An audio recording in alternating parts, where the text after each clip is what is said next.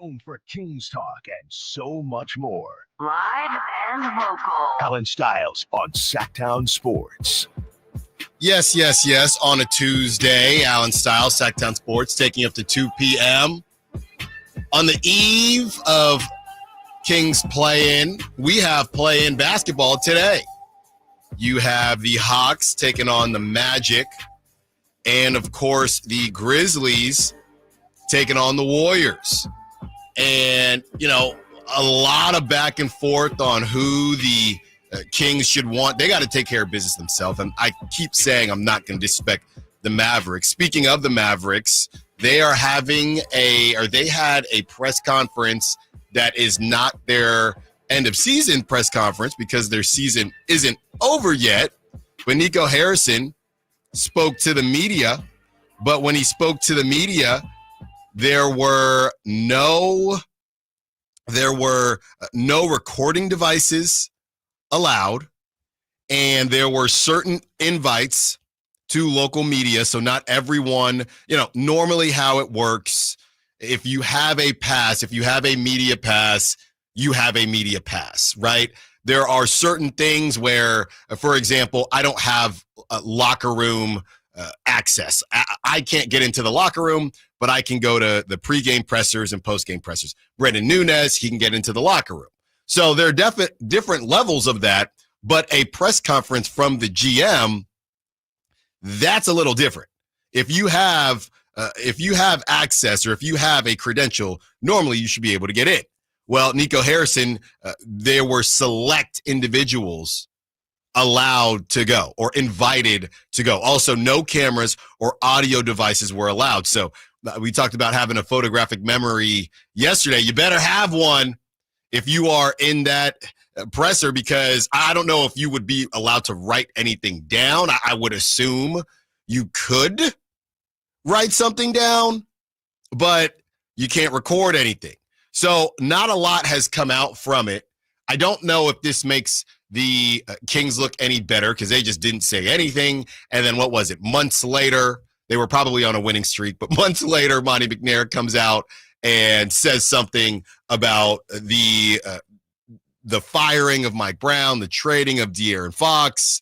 So both teams not necessarily doing things the way others do it. You see what happens with the Nuggets. The Nuggets and the Cronkies, they've spoken on their decision multiple times. I don't know that I've heard much about the Grizzlies, but firing a coach, I would still say a little different than trading Luka Doncic. But yeah, I haven't heard anything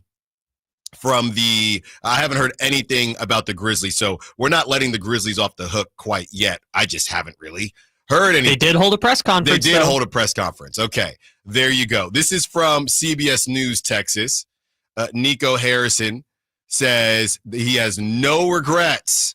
All right. He believes that Luka is extremely talented, but doubled down in saying that the trade was the best decision going forward in a roundtable discussion that happened. So that's what Nico Harrison said. A lot of this stuff is going to be kind of bits and pieces.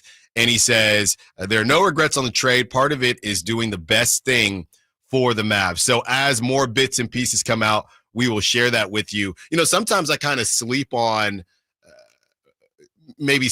how big, how famous Luka is. I was going to fall into a Nico Harrison, how big Luka is, but no, how famous Luka is. So yesterday, like I mentioned, the girls are back east, right? So I'm just kind of chilling at the house, and I wanted to grab some food. There's somewhere that I went, and it's called Bambina's. Bambina's, some of the best bolognese pasta I've had in Sacramento. So I said, you know what? After the show, went over there and wanted to check it out. I'm talking to the server, and, she knows a good bit about sports for sure, but she's telling me how Luka was essentially her favorite player and how she was crushed when he went to the Lakers because obviously she likes the Kings. But as far as players are concerned, Luka was right there.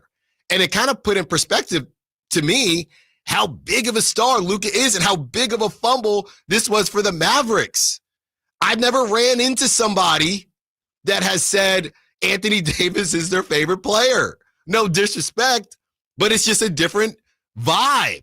So I'm sitting there eating my bolognese pasta. She's asking me questions about the radio show, things like that. And she tells me how she was crushed when Luka got traded to the Lakers, just because she doesn't really like the Lakers.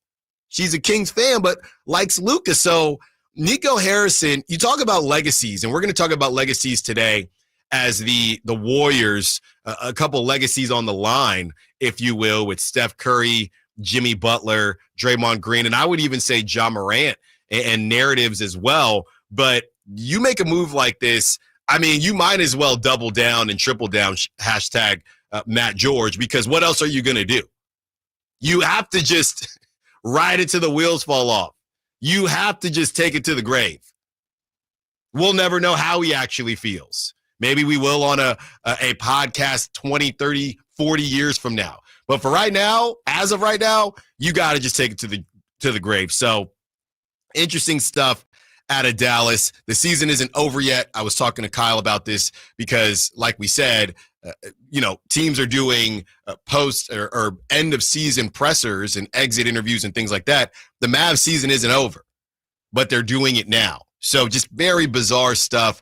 And that leads me to the Kings. Just put them out of their misery. Just put them out of there. They're already having end of season pressers, and the season ain't over yet for them. We already know they tried to get Anthony Davis to shut it down, but Anthony Davis decided he didn't want to shut it down. He felt like he wanted to show something to the Mavericks fan base. So just put them out of their misery. That just is what it is. So we're going to break all that down. Whether or not momentum is real, I remember Bomani Jones was really big on momentum not necessarily being real, because you're going to have a team that loses tonight, and you're going to have a team tomorrow night, whether it's the Mavs or the Kings, that should have a bit of momentum. Now, that didn't help the Kings last season, but could last season actually help the Kings now that they've been in this position? Is there a level of, Doug likes to put stuff on the whiteboard. Is there a level of finishing the job? Can you ride a narrative like that? Finish the job this season.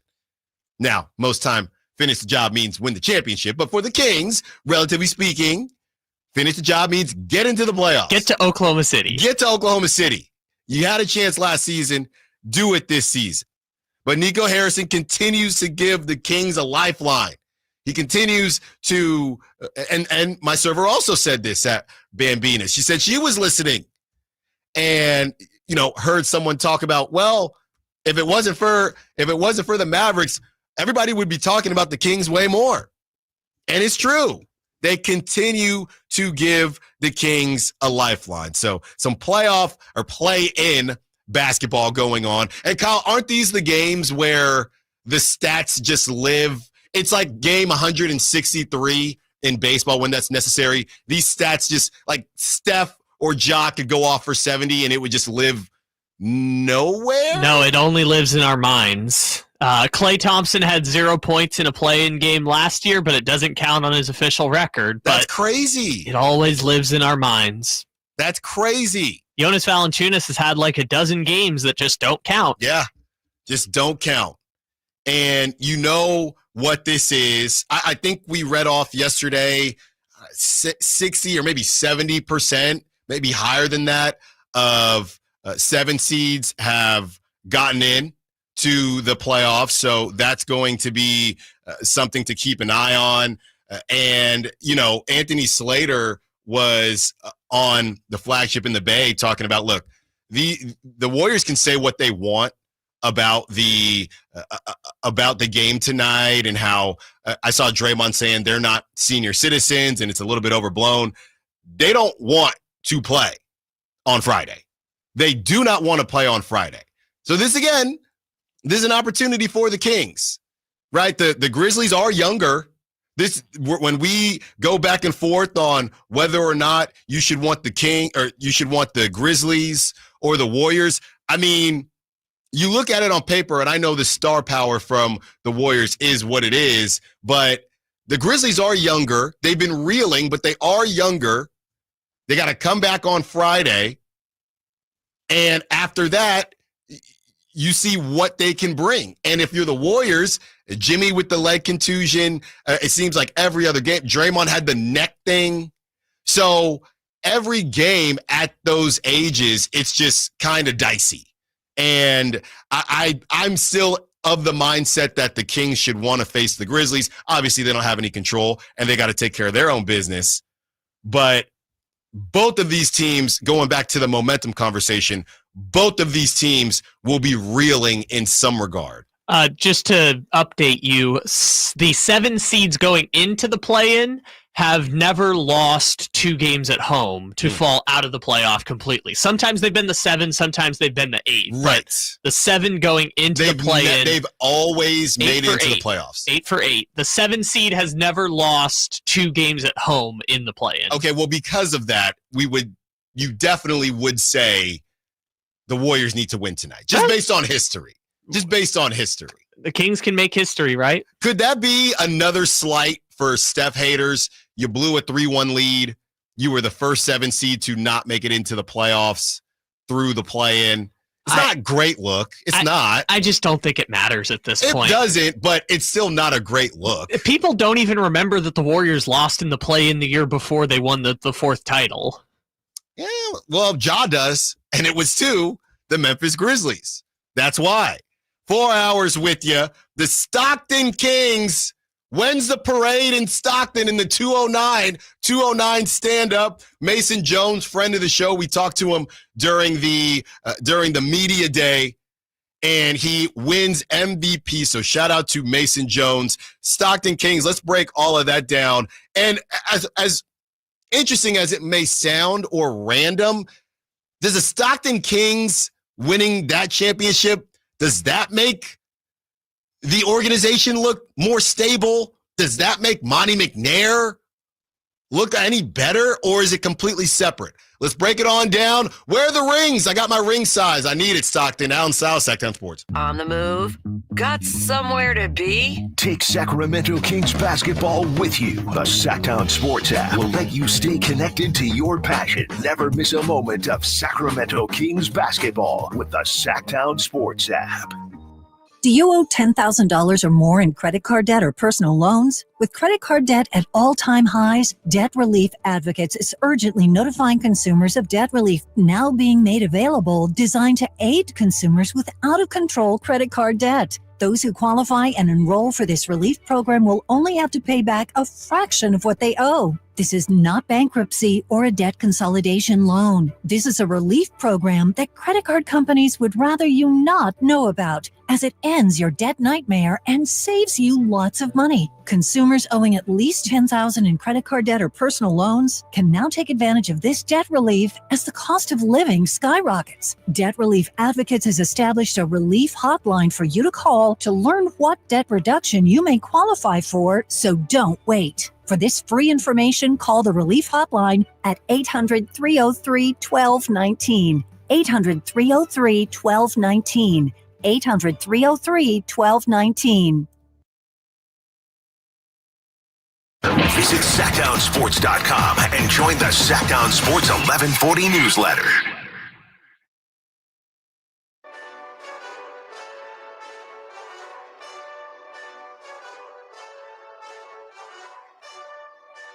Final seconds coming off the clock.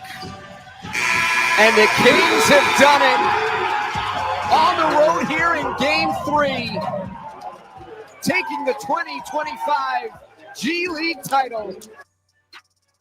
Allen Stiles. Watch the show on youtube.com/Sacktown Sports 1140. Or listen on the Sacktown Sports app.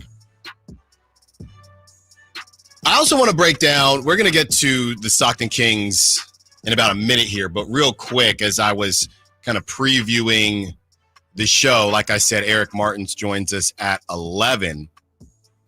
And obviously the Golden State Warriors and Grizzlies play tonight.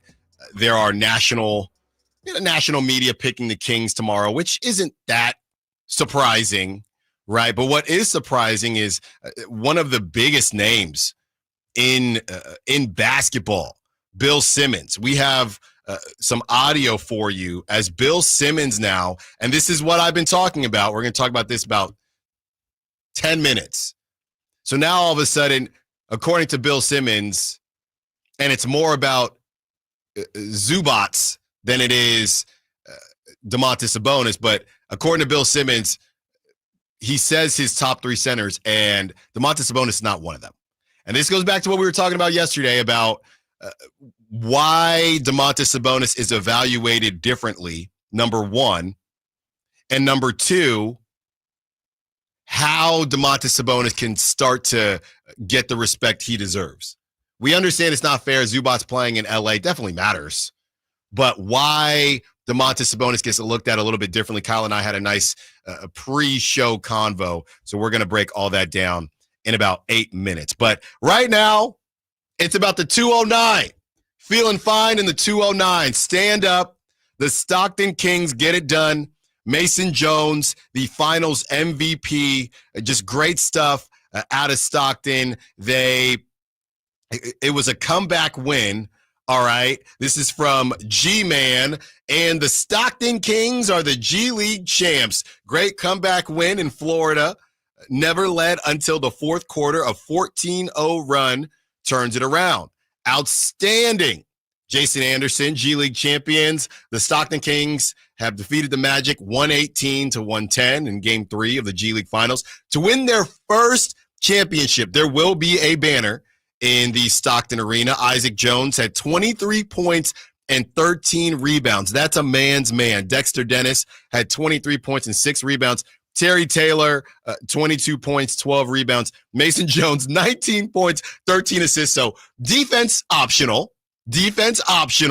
Okay, Mason Jones gets the finals MVP. We're very happy for Mason Jones, with all the different guard play. And he's another combo guard in the Kings organization. I'll never forget talking to him on Media Day saying, hey, what separates you from the other? At this time, they still had Colby Jones. They still had Davion Mitchell. This was when they had about 14 guards in the organization. And I said, hey, what separates you from the other guards? And he said, well, the way I shoot the basketball. Now, he goes 2 for 10 last night from three-point land, but what he did in the finals, 19 points, like I said, 13 assists. Really happy for Mason Jones and everything that he has accomplished so far. It's got to be tough. These guys, you talk about a Scalabissier and a team where a lot of people are in different areas or different stages of their career. So to come together to get this, I think it's incredibly impressive. And, I'm not going to let anybody poo-poo it and say, hey, it's just the G League or whatever it is. It's still really, really cool to see popping bottles. I mean, that's not something Sacramento has done a ton of. So to see them popping bottles, to watch those videos, really happy for the guys as, they were able to come together and get this championship. I did want to bring it back to the big league team and the Sacramento Kings and whether or not this makes Monty McNair look any better, whether or not it gives any credence to the Kings' stability conversation. I feel like they are separate. There's so many things that go into it. I mean, Scalabissier is obviously an elder statesman. It feels like they are one of the older G League teams, right? If you have a team, and of course I'm going to bring it back to baseball, if you have a team that wins, or an organization, you win the AAA championship, that doesn't really have any bearing on winning the World Series, because you'd make the argument, well, it kind of feels like you have a bunch of guys that are kind of in between. We talked about Domantas Sabonis being a tweener, a high-level tweener yesterday when it comes to just the total package. Obviously, he's an elite rebounder, but if you win the AAA World Series, it's kind of, well, these guys should be in the big leagues. That means you have a bunch of tweeners. So as far as the G League is concerned, I think it might be kind of similar to that, because I would imagine a lot of these younger guys for the Magic or some of these lesser teams, the Blazers, some of these lesser teams, they're probably super, super young, right? And don't have as much experience. When I talk, like I said, Scalabissier is, pretty close to 30, if not already 30. So I don't think it lets the Kings off the hook or Monty McNair at all, because I don't think it says as much about, you have the Keon Ellis of the world and Isaac Jones who got time. And Isaac Jones, he got to the NBA pretty quickly, so I don't know how much development happened in the G League. I'm giving more credit for the Keon Ellis piece of it. So there's definitely good stories, but you look at a Colby Jones who was there for a while. You look at a Jordan Ford who was there for a while, and these guys spent some time there, and it didn't end up working out because they could never cross over. I think it's a good moment for the G League team for sure, but I don't think it makes the Kings look any better. Here's what I think is interesting about the G League championship is that you talked about yesterday, like each season is its own narrative, essentially. There's not really continuation.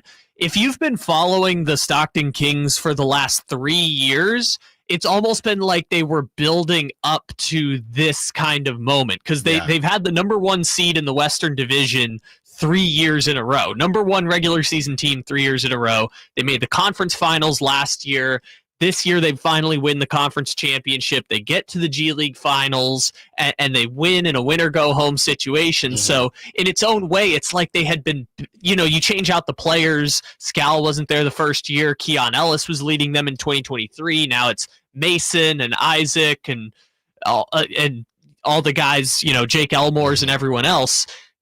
And I felt like they were just kind of building upon it. You get different, obviously high turnover rate in the G League. They've had 3 different coaches in 3 years, for God's sake. Right. But and not to cut you off, but real quick, where those coaches have gone, obviously we talk about what happened last season. So that stuff does matter. Some of it matters. It's just a matter of how much and where that line is. Right. And what I think I was going towards is, you've changed the coaches, you've changed the names, but the structure of success has maintained, which I think maybe doesn't say a ton about the Sacramento Kings, but it definitely says a lot about how they're running the Stockton Kings. Yeah, Bobby Jackson, obviously Lindsey Harding, they've gone on, and it has helped their careers, right, and what they've been able to do. But as far as connecting it to Monty McNair or how the Kings are run, I don't think I can give them that much. I don't think I can give that to them.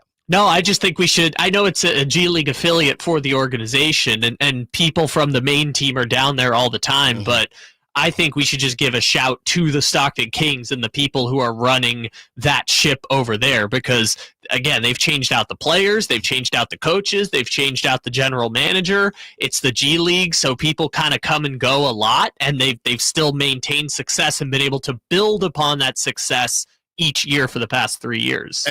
Jeremy Lamb, I know everything went I'm not going the TMZ route, but even Jeremy Lamb, last season, he was 31. So they've kind of done this thing where you got your young guys, but they've been a lot of vets on that team. I don't know if Drew Timme, does he get a ring? Yeah. Yeah. I mean, Drew Timme, you look at, and we did multiple calls on Drew Timme in the summer. He goes on, and yeah, the Nets stink, but he's getting time in the NBA. Sure. He got a cup of coffee. I mean, Scal was in the NBA for 10 games this year. The Kings have had NBA-level players at the G League. And honestly, that's all you can ask for. It's better when they're the young guys because the young guys have more potential with the NBA club. But it's still cool when Jake Elmore, who was one of those March Madness heroes, finds his moment in the sun in Stockton, and we can be excited about him, or Scal, makes it back to the NBA after 5 years, and Mason being Mason. It's fun to get excited about those guys where this is potentially the shining moment of their professional careers. So good for them. Shout out the Stockton Kings, but not letting anybody from the big league club off the hook. It doesn't necessarily make them look terribly better. On the other side, Domantas Sabonis, we talked about his ridiculous rebounding. We've talked about the numbers that he's put up, first and double doubles. But Bill Simmons says he is not a top 3 center in the NBA. Well, who does he have in front of him, Allen? We'll tell you on the other side. Allen Stiles, Sacktown Sports. When I want to stretch out after a long day, my sofa needs to be comfortable. but it also needs to look attractive and inviting when guests come to visit. Hi, I'm Frank LaRosa with a word about Naturewood Home Furnishings. We spend so much time on our living room sofas that we forget they're a focal point and a hint to our decorating tastes. Right now, during Naturewood Home Furnishings sofa sale, you can save on every sofa, including gallery-exclusive custom-ordered flex steel furniture. Whether you're interested in a new sofa, sectional, or recliner, you can choose from hundreds of colors and fabrics.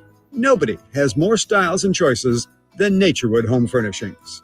And when it comes right down to it, it's all about choices and always about quality. Shop Naturewood for the look you love at a price you'll love even more. Visit Naturewood Home Furnishings right now for this remarkable sofa sale. Off Highway 50 at Hazel, look for the water wheel. Mike Rowe here with a quick question. Have you noticed cracks in your drywall, chimney, or exterior walls? I hope not, because if you have, they could be indications that you've got a much bigger problem with your foundation. That's where Groundworks comes in. They can honestly assess your situation and create a plan to stabilize your foundation. Schedule your free inspection at groundworks.com/row. And while you're there, check out my latest dirty job. It's a good one. Licensed in all states where work is performed. See website for details. At SMUD, we power local business with incentives on clean energy equipment, tools to manage electricity usage and save money, tailored solutions from dedicated strategic account advisors, and 50% lower rates than neighboring utilities, all while doing more for the planet with clean energy solutions, savings, reliability, personalized service, clean energy, helping local businesses thrive. That's our clean power promise. Learn more at smud.org. Skeeter here, Field Tech, Sacramento Yellow Mosquito and Vector Control District. Hey, it's my favorite week of the year, Mosquito Awareness Week. Yep, the spring and warm weather means the little suckers are starting to breed and bite. Gotcha. So it's time to fight the bite. Once a week, drain standing water from flower pots, bird baths, dog dishes, and at dawn and dusk, start using insect repellent outside and wear long clothes, because these skeeters are up for blood. The Sacramento Yellow Mosquito and Vector Control District reminds you it's time to fight the bite. For more information, go to fightthebite.net. What's going on? We're talking to Chad Hoblet of Hoblet Dodge Chrysler Jeep Ram in Woodland. Chad, what's happening for the Jeep Celebration event? I'm excited about this, or should I say my wife is. 20,000 off MSRP on the brand new 2025 Jeep Wagoneer S. She had a chance to drive one, and she loves it. And I've not heard from anyone who doesn't love their new Wagoneer. And we have a great selection and more on the way. I will admit, I sat in one, and it feels very luxurious. It's nice having such a great option to help get the family wherever they need to go. And if you're looking for something else, we have you covered there, too. People love our new certified pre-owned Supercenter with over 200 vehicles available and over 50 under $20,000. Whatever you need, you can get it at Hoblet. Search, select, and save through their whole inventory at HobletDodge.com. Unbeatable prices, unbeatable selection. Nobody beats Hoblet, period. 20,000 total net savings after 14,000 factory rebates and 6,000 dealer discounts. Rebates include 7,000 CDJ federal tax credit offered by third party and subject to change without notice. Consult tax professional for eligibility. Through this net savings, sample VIN 562-884. See dealer for details. Thanks for calling Discover. This is Nia. Hi, Nia. It's Jennifer. Did you know that Discover automatically doubles all the cash back you've earned at the end of your first year? Yeah, I work here. Okay. I was just double checking. Get it? Because Discover automatically doubles all the cash back you've earned at the end of your first year? Oh, you get me, Nia. You could say that I double get you. I guess we've taken it too far. You earn, we match. Discover Cashback Match.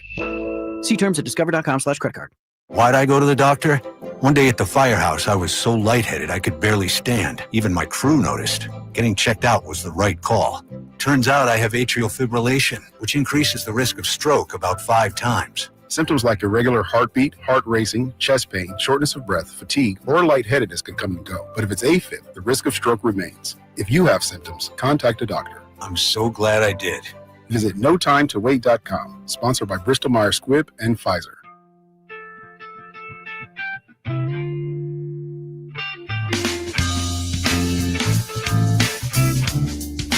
Allen Stiles You can join the show by texting 916-339-1140 on Sacktown Sports.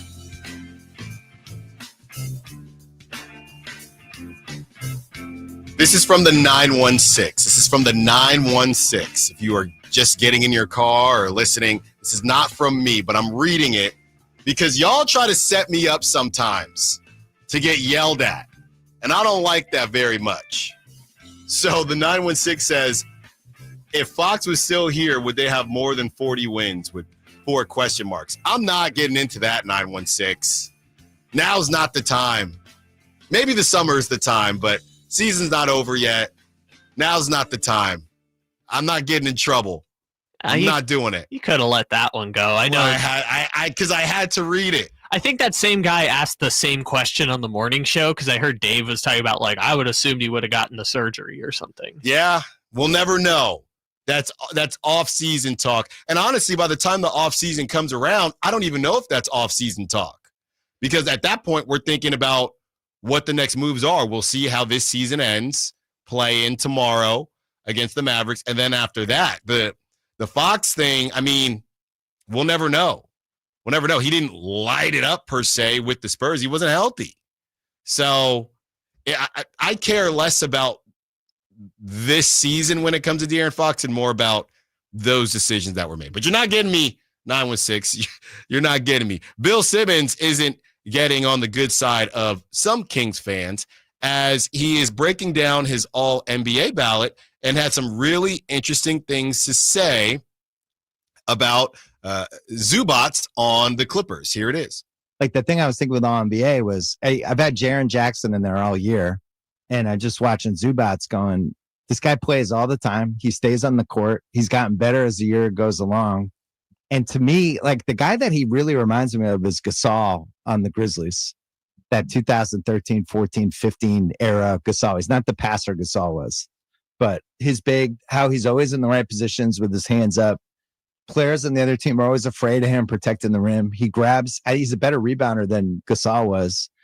And if you watch what the Warriors today, when they were posting up Zubats, the Warriors were reacting and sending a double every time. And the Clippers, when they need baskets, sometimes they run stuff through him so to set up the other guys. I think he's the third best center in basketball right now behind Towns and Jokic. Obviously, Jokic is number one, but I think he's third. I really do. Most double-doubles in the 2024-2025 NBA regular season. Domantas Sabonis with 61. Ivica Zubats with 59.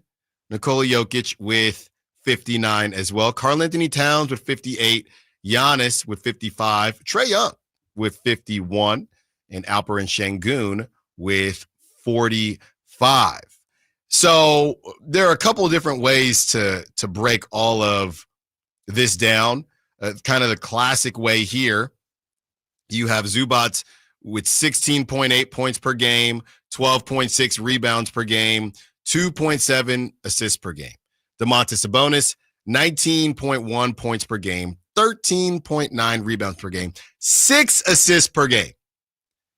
So somehow Zubats and some people are bringing up the defense, and I get all that, but somehow Zubats as the fourth offensive option on that team, I think the fourth behind James, Kawhi, and Norman Powell. Zubats has now jumped Domantas Sabonis as a guy who, like I said, great season out of him. And again, we haven't even discussed Bill Simmons, and part of that is the Clippers being the 5 seed, but Bill Simmons having Jaren Jackson Jr. from a team that's in the play-in and replacing him with Zubats, who is a 5 seed, but no mention of Domantas Sabonis. He says it's Karl-Anthony Towns, or obviously Jokic 1, Karl-Anthony Towns 2, who just kind of started playing center exclusively this season, mind you, and Ivica Zubats 3. What's weird to me is why when Domantas Sabonis, that Beam Team season, it's almost as if Domantas Sabonis finds himself in a place where he was getting evaluated against Nikola Jokic, like we talked about, Giannis, whatever you want to call Giannis, Joel Embiid at that time, and saying, oh, well, offensively, he can't do this or he can't do that.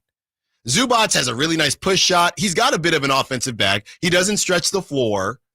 And I just get confused as to why Domantas Sabonis got put on a pedestal, right? And then people wanted to knock him off that pedestal based on how he was performing or did not perform in the playoffs. And now you have Zubats, who Bill Simmons, people love Bill Simmons, one of the biggest names in basketball. Now, Bill Simmons is starting a narrative that Zubats is number 3. And when I read some of the comments, you know what I saw? He's tripping. It's Şengün.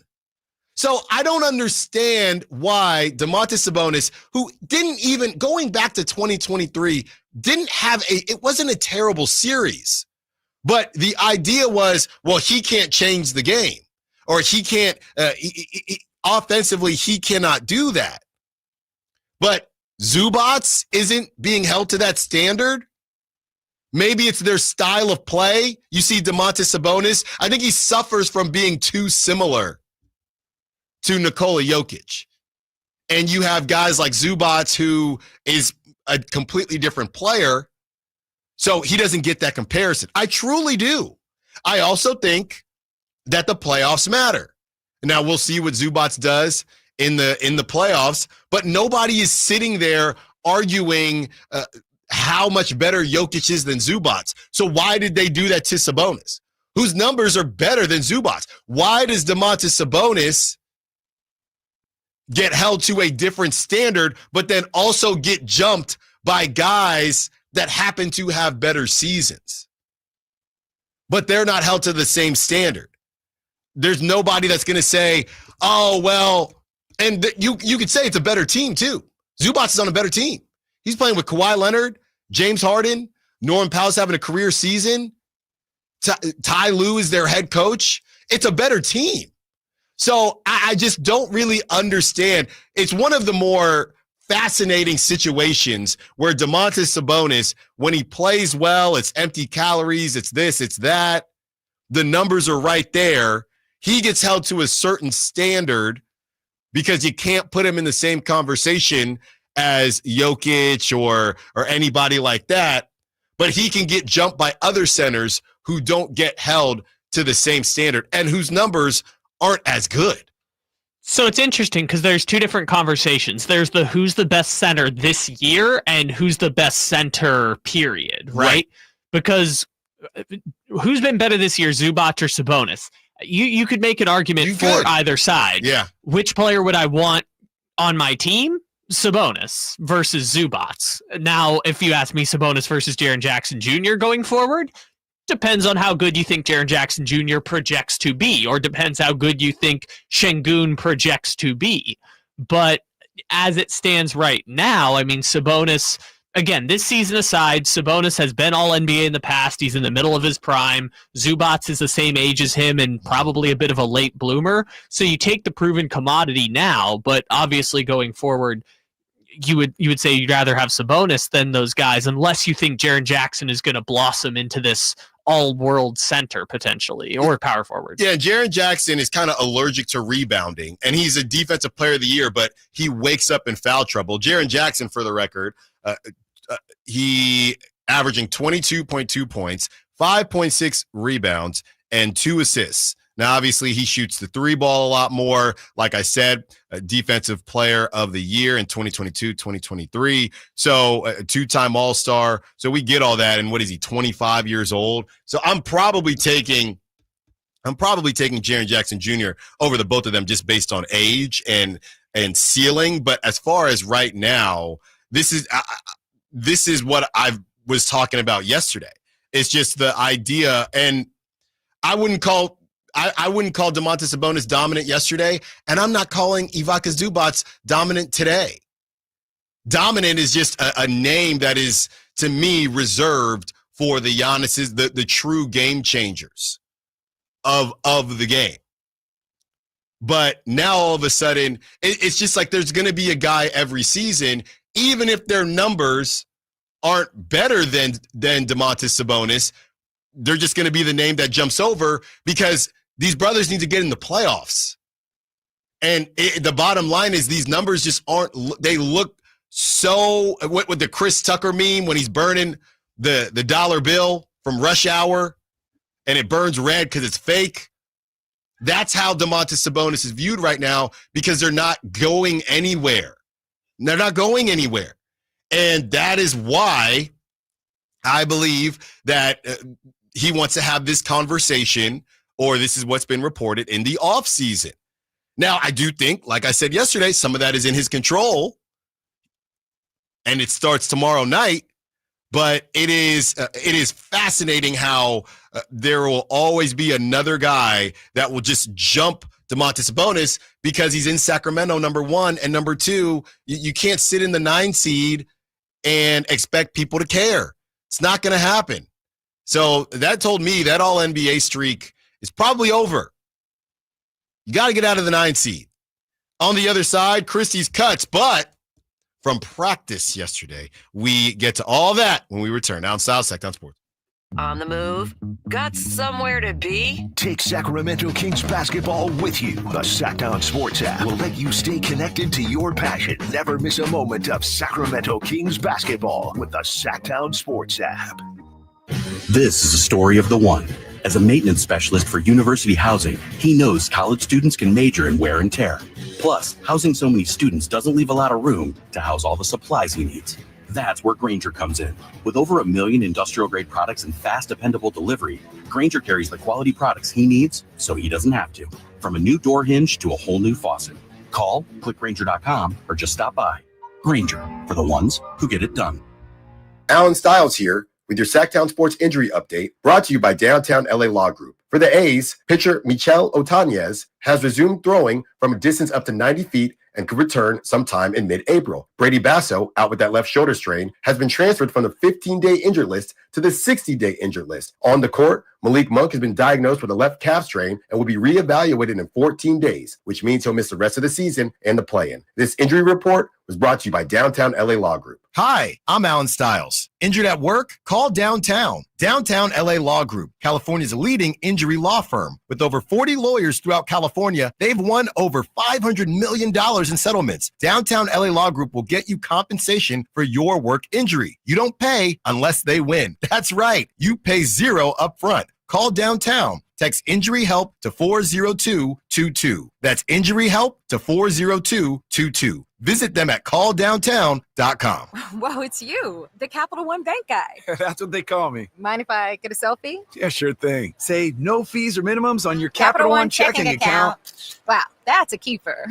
So, where are you heading? I'm off to spread the good news that Capital One helps people keep more money in their wallet with no overdraft fees. Oh, you're the best Capital One Bank guy. Hey, mind if I get a selfie? Sure. Say, Capital One, what's in your wallet? Terms apply. See CapitalOne.com/bank for details. Capital One NA, member FDIC.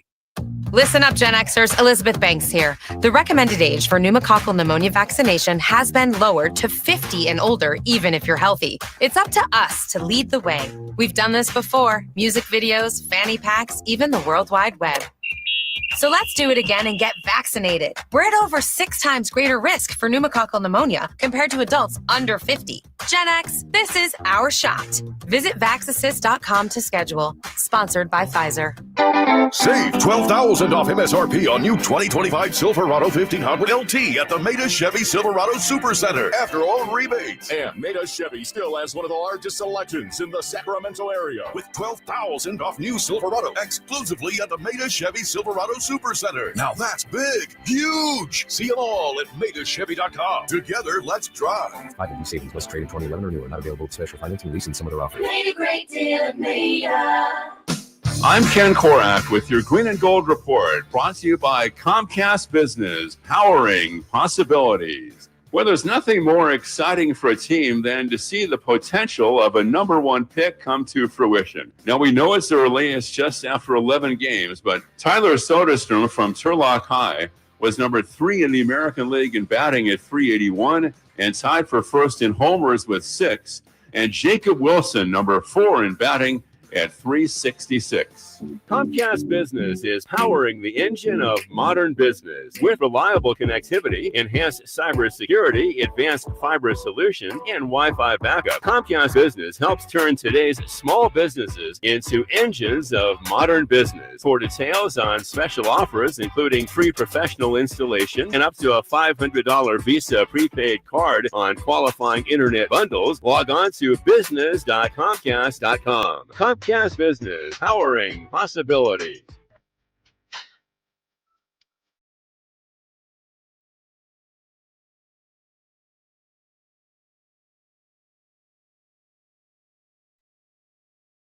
Allen Stiles You can join the show by texting 916-339-1140 on Sacktown Sports.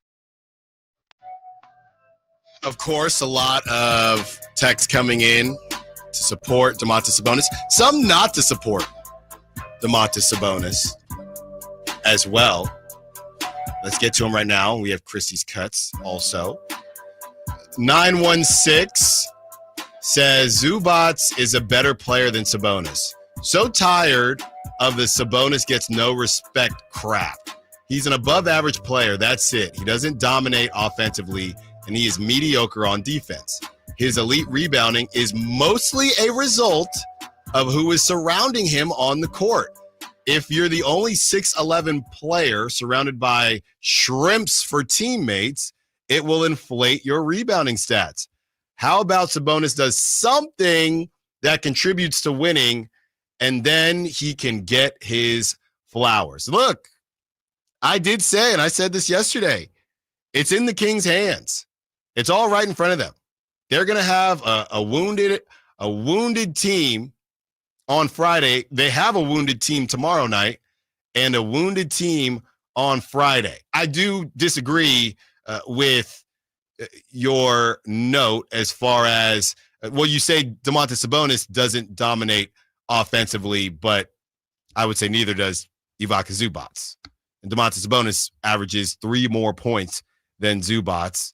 And honestly, and again, if you think they're empty stats, that's fine. That's your opinion. But I mean, more points, more rebounds, and way more assists. So what's the assist argument? If the Shrimps can't pass, what's going on there? So I agree. My argument isn't changing as far as whether or not Domantas Sabonis should be in the conversation with Jokic or anybody like that. It's more about Zubats leapfrogging Domantas Sabonis. That's my issue. I don't think Zubats is a better player than Domantas Sabonis. I think that when you are bigger and better defensively, it's easier to put him in a box. And I think Domantas Sabonis continues to suffer from being Jokic light.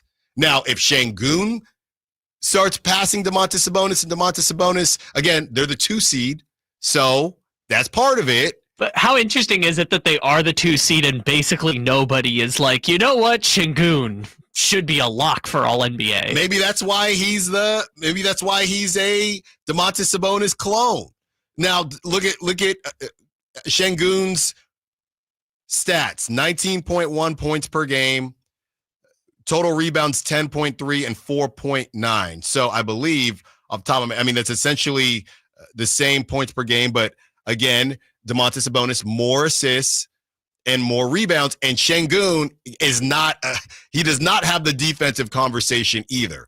None of these centers are the total package, but only Domantas Sabonis. And the other thing is, not to do the Brock Purdy argument, but if you put Domantas Sabonis on the Rockets, are they a 2 seed or worse? I think they're still a 2 seed.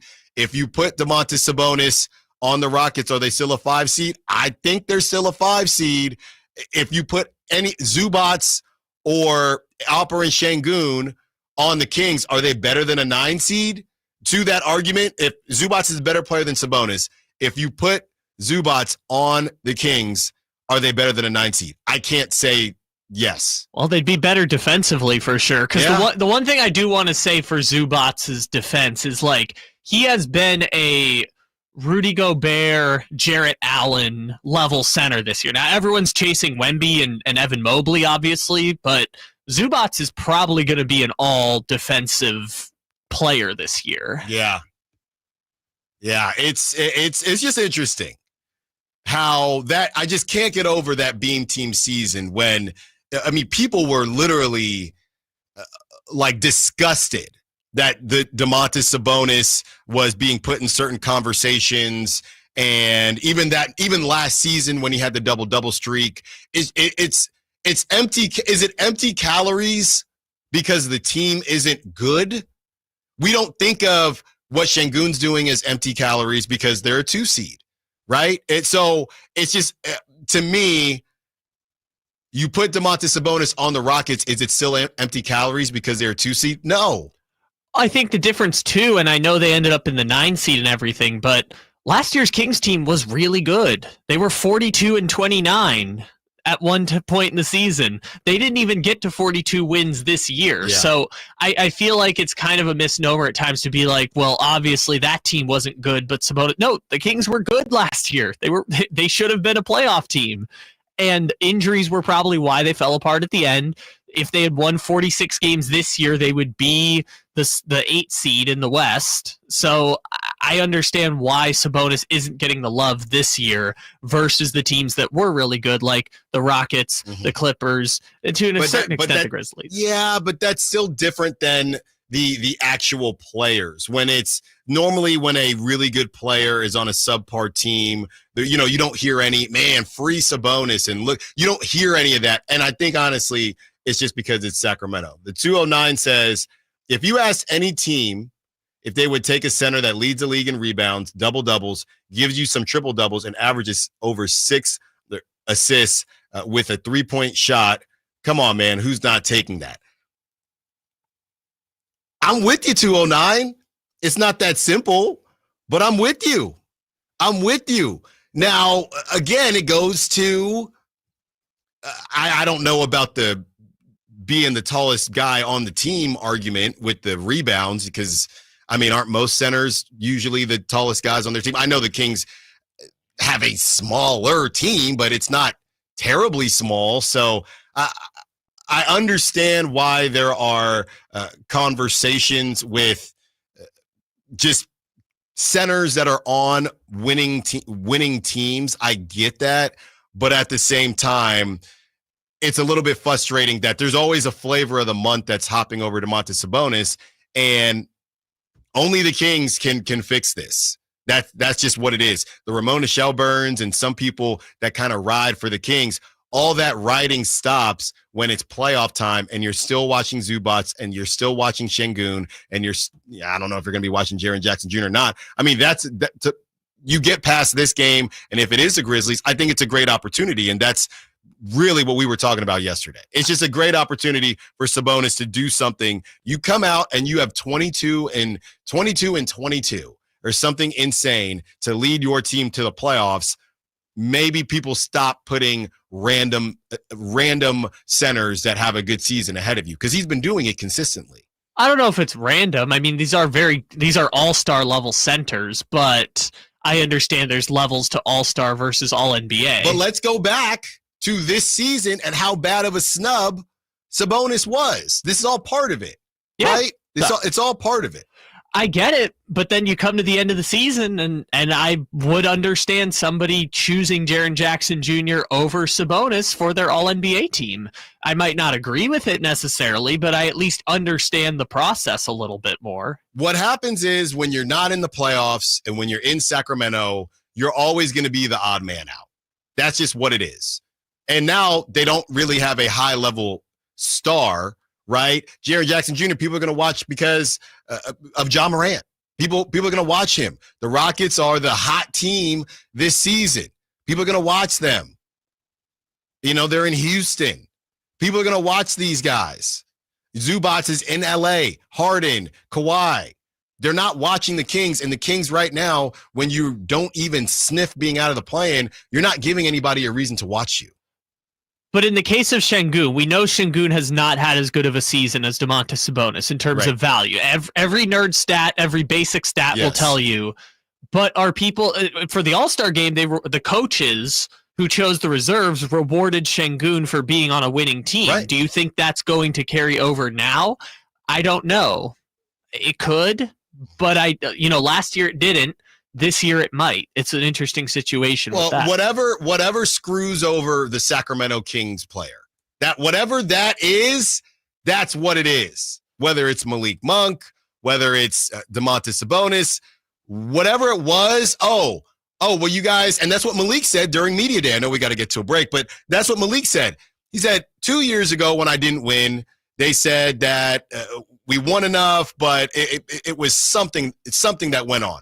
This season, they said, we didn't win enough, and this was last season, and Naz Reid started a bunch of games, but those stats count the same way. So whatever it is to screw over Sacramento, and these are good conversations. I'm not saying Sabonis is being terribly disrespected, but he's always going to be the odd man out if they do not play in games that people see and that people care about. You have an opportunity. I would say tomorrow is a huge opportunity to put everybody on blast against an Anthony Davis. So get it done. Eric Martins, third base coach for the Athletics, joins us for our coaches show. We break down what the A's are doing as they are in Chi-Town, the South Side, taking on the White Sox. Sound South, Sacktown Sports. Sacramento's premier country music festival, Country in the Park, is coming back May 16th and 17th at Cal Expo with Bailey Zimmerman, Billy Currington, Cole Wetzel, Nate Smith, and more. You'll enjoy food trucks, rock walls, and a mechanical bull, line dancing, and more. Single-day GA tickets start at $52 at CITPFest.com. Country in the Park, May 16th and 17th with Michelob Ultra and Carl's Jr. Find out more at CITPFest.com. Only one radio program captures the excitement of hunting and fishing as it happens. The award-winning California Sportsman with Sep Hendrickson. Only California Sportsman takes you where the action is. Live on the water, live in the blind, and live with the top pros and experts in outdoor sports. California Sportsman with Fishing Hall of Famer Sep Hendrickson is your premier destination for all things outdoors. Sep's Saturday Morning Outdoors. Ultimate Bass and California Sportsman, 5 a.m. to 8 a.m. Saturdays on Sacktown Sports 1140. Bonneville International Radio Station contests are open to participants at least 18 years of age and older that are residents of California and who reside in one of the 6 counties that make up the Sacramento metro area, unless otherwise specified. Employees or agents of the station, Bonneville International Corporation, other area radio stations, or any entity associated with the contest are not eligible to win. Unless the station otherwise specifies in its own discretion, persons who have won in the last 30 days from a station contest or event may not be eligible. For a copy of the general contest rules, visit khtk.com. Listen up, Gen Xers. Elizabeth Banks here. The recommended age for pneumococcal pneumonia vaccination has been lowered to 50 and older, even if you're healthy. It's up to us to lead the way. We've done this before. Music videos, fanny packs, even the World Wide Web. So let's do it again and get vaccinated. We're at over 6 times greater risk for pneumococcal pneumonia compared to adults under 50. Gen X, this is our shot. Visit vaxassist.com to schedule. Sponsored by Pfizer. Whoa, it's you, the Capital One Bank guy. That's what they call me. Mind if I get a selfie? Yeah, sure thing. Say no fees or minimums on your Capital One checking account. Wow, that's a keeper. So, where are you heading? I'm off to spread the good news that Capital One helps people keep more money in their wallet with no overdraft fees. Oh, you're the best Capital One Bank guy. Hey, mind if I get a selfie? Sure. Say, Capital One, what's in your wallet? Terms apply. See CapitalOne.com/bank for details. Capital One NA, member FDIC. Skeeter here. Field Tech, Sacramento Yellow Mosquito and Vector Control District. Hey, it's my favorite week of the year. Mosquito Awareness Week. Yep, the spring and warm weather means the little suckers are starting to breed and bite. Gotcha. So it's time to fight the bite. Once a week, drain standing water from flower pots, bird baths, dog dishes, and at dawn and dusk, start using insect repellent outside and wear long clothes, because these skeeters are out for blood. The Sacramento Yolo Mosquito and Vector Control District reminds you it's time to fight the bite. For more information, go to fightthebite.net. Want the best movie experience in town? Join Sacktown Sports IMAX Pass by visiting sacktownsports.com. Sign up today. You can win tickets to see this week's films at the Esquire IMAX Theater. Sacramento Kings basketball. Two-hand by Devin Gardner. The run to the playoffs. Keegan Murray throws it ahead. Boyles for the two-hand flush. What a great sequence defensively for Sacramento. On Sacktown Sports 1140.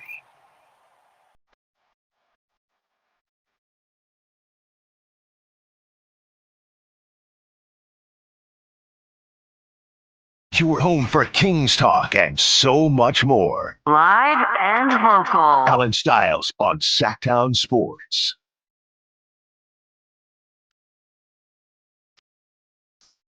Our second go at this with Eric Martins, third base coach for the Athletics. We are in the 11 o'clock hour now. Coach, how you doing? I'm doing good. I'm doing well. Trying to stay warm over here in Chicago, but other than that, I'm doing great. So let's start there. Okay, so you're in the South Side, and my dad is actually from the South Side of Chicago, so I've gone out there a couple times. Do you have a list of places where you like to go and places you don't got to say the place you don't like to go, but a list of places you enjoy going? Oh, we get to go to Chicago, or we get to go to New York. Do you have a top three or top list of places you like to go? Without a doubt. I mean, Chicago is up at the top of my list for sure. Mm-hmm. I love the city. I love getting on a boat and just taking the little river tour through the city. I've probably done that about 8 or 9 times within the last few years. So this is one of the top cities. I love Toronto. Toronto's great. It's a clean city. It's a good time. And last year we were here for a week. We played the Cubs and the White Sox last year, so we were here for a week with an off day. So I mean that makes it a special trip. And then the rest of it throughout the cities. I mean, there's great. New York's always good. Boston's always good. I mean, San Diego, that's home for me. I really love Seattle. So there's a lot more good cities. There's a couple cities that I won't mention where I'm like, we could do without this one. But Chicago, Toronto, probably my top two. Yeah, for sure. Talking to Eric Martin's third base coach for the Athletics. Coach, I see, and if you're in the car, Coach is, you're in the dugout, Coach? That's what it looks like. I'm down in the dugout, man. I wanted to give you some field access down here. And wow. We just got here. We had a battle. We had a little later bus today. And okay. So I just wanted to get outside and be able to join you guys, man. So well, it looks good. Might as well get used to this weather. I'm going to be in it all day.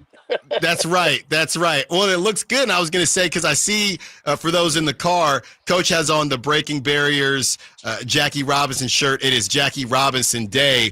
Coach, there's a couple days that Major League Baseball kind of likes to celebrate. You got Mother's Day, Father's Day, and a couple other situations where MLB will celebrate it in a way. Talk about Jackie Robinson Day. Everybody wears 42, and it's a really great day to highlight what Jackie did. Is there a different feeling on days like this where you're kind of celebrating something? Oh, without a doubt. I mean, if it wasn't for Jackie, I wouldn't be sitting here right now. Mm-hmm. He epitomizes integrity, perseverance, what he went through to allow people of color and different races to be able to play this game. So we're forever grateful for Jackie and what he's done. And when we're able to wear his number, it's definitely a special day, and it's all about him today. So, I mean, very appreciative of the things that he's done for us and allowed us to live our dreams and the things that he had to do to go through it for us to be able to do it. So, I mean, it's very appreciative, and it's one of those days where, you realize the man himself. So, yeah. Talking to Eric Martin's third base coach for the Athletics here on our coaches show on the Allen Stiles Show. So, Coach, look, man, I know you got to be careful here, and I know you have to treat every team with respect, okay? So I understand what I'm asking, but I'm going to ask you like this. You had to play the Cubs. You had to play the Padres. You had to play the Mets. Is it nice to get out to the South Side and, face a team that is not viewed as a juggernaut? Does it feel like, man, this has been a bit of a gauntlet, and 2-7 at Sutter Health, but you look at the team that you played, most of them are in first place. Is it nice to just face kind of a more normal team out there in the South Side?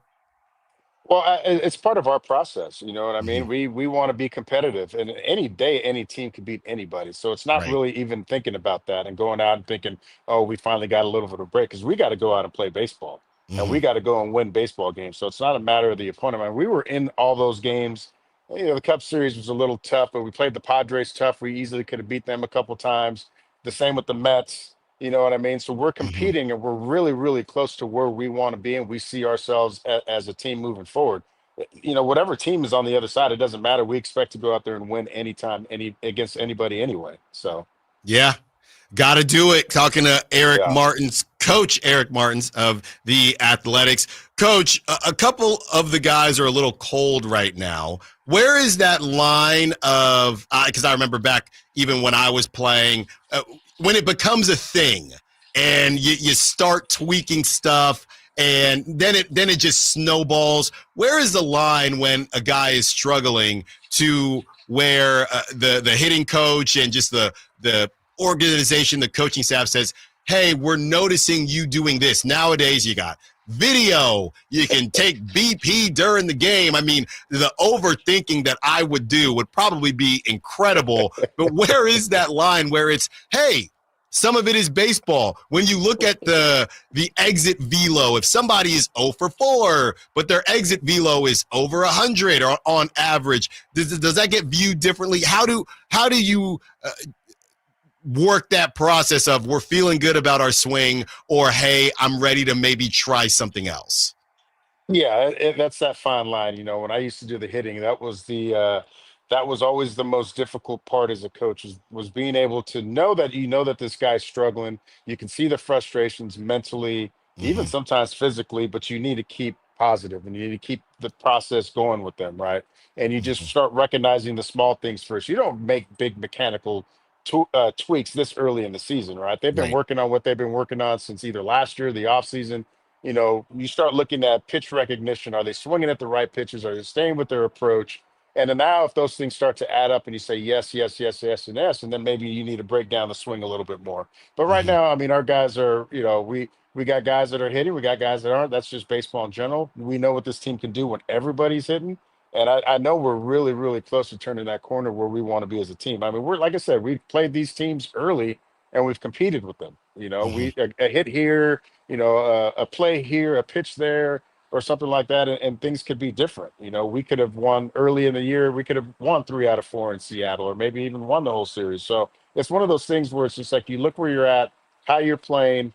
Look at the guys who are hitting, who are not hitting, especially, the guys in our lineup right now. They're gonna, at the end of the day, at the end of the season, you're going to look up at their numbers. Their numbers are going to be their numbers. You're going to be like, you don't even know what happened in April with those guys. You know what I mean? That's baseball. It's just how it goes, man. It's some guys are notorious slow starters. Some guys it takes a while to get going, but once they hit their stride, they're going to be fine. Well, it's funny. I had a coach, and he used to liken the weather.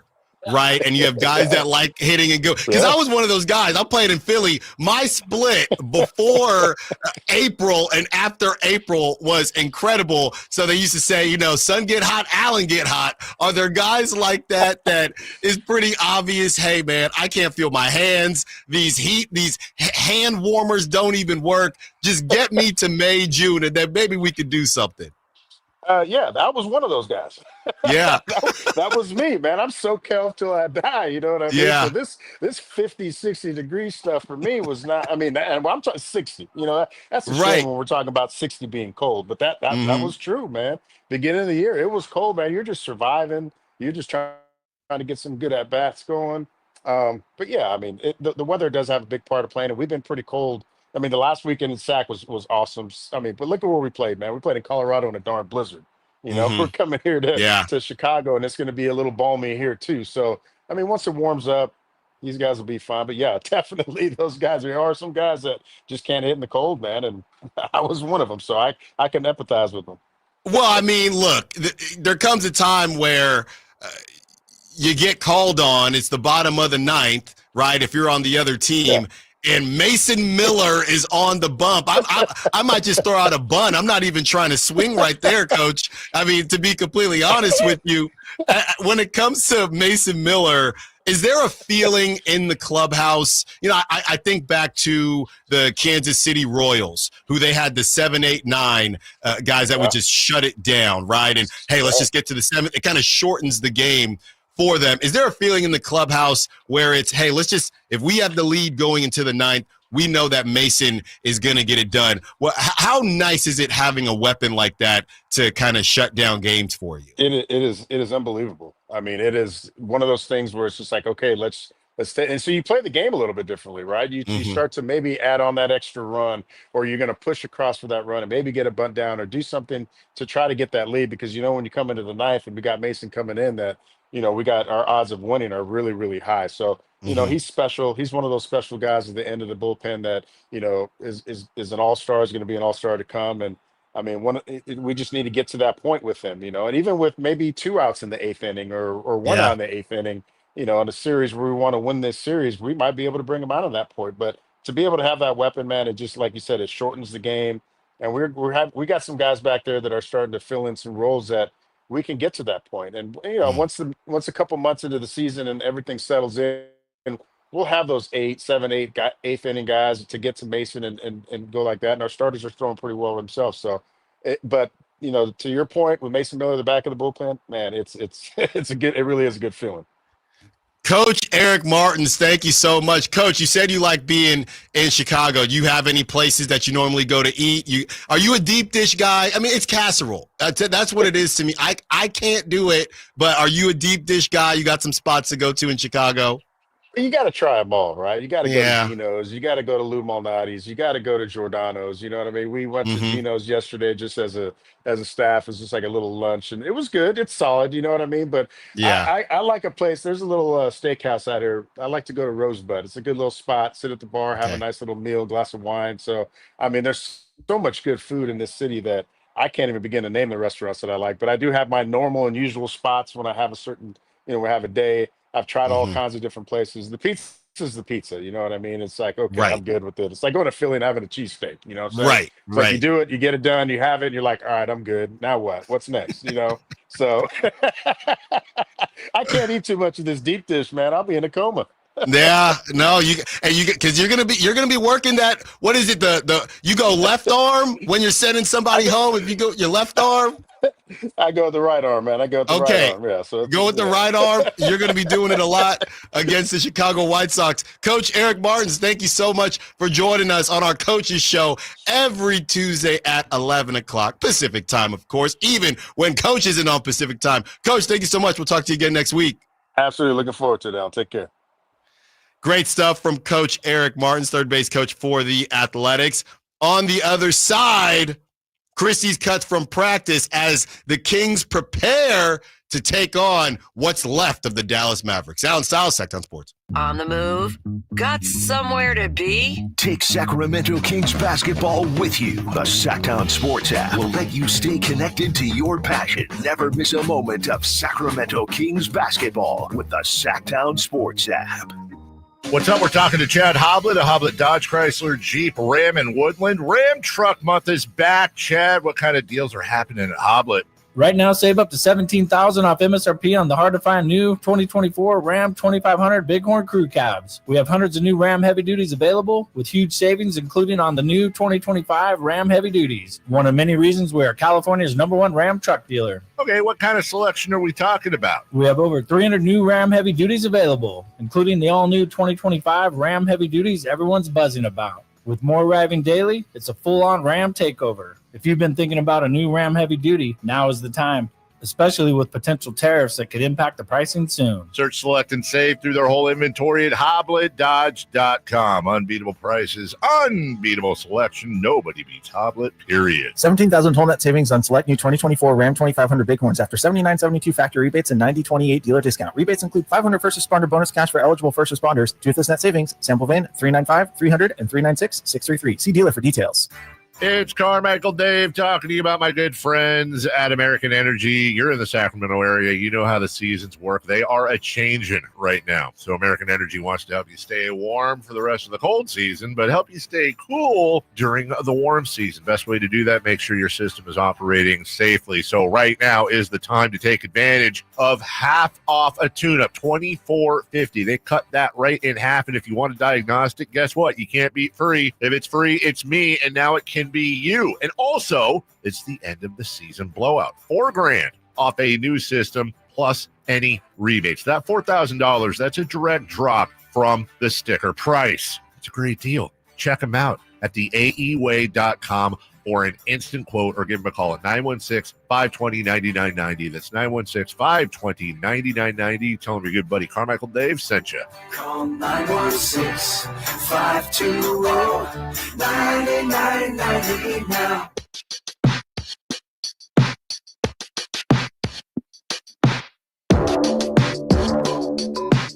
Allen Stiles. Watch the show on youtube.com/Sacktown Sports 1140. Or listen on the Sacktown Sports app. Great stuff from Coach Eric Martins. I'm sure, because I was back east too, and I know Chicago probably colder than Pennsylvania, but the weather's got to be breaking soon, just in general.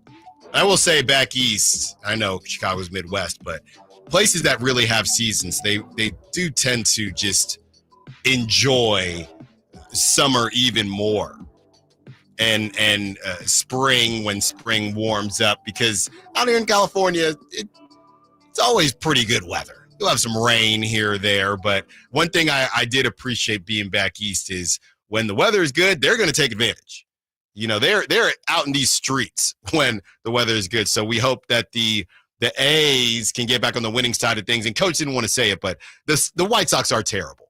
They're not good. I mean, you could have brought up the fact they set literally the record for most losses last season. They're down bad. So this is an opportunity for the A's to get some W's against a team that is probably the worst team that they've played so far this season. So great also stuff. Have the worst record in baseball. Yeah, great stuff from Coach Eric Martins.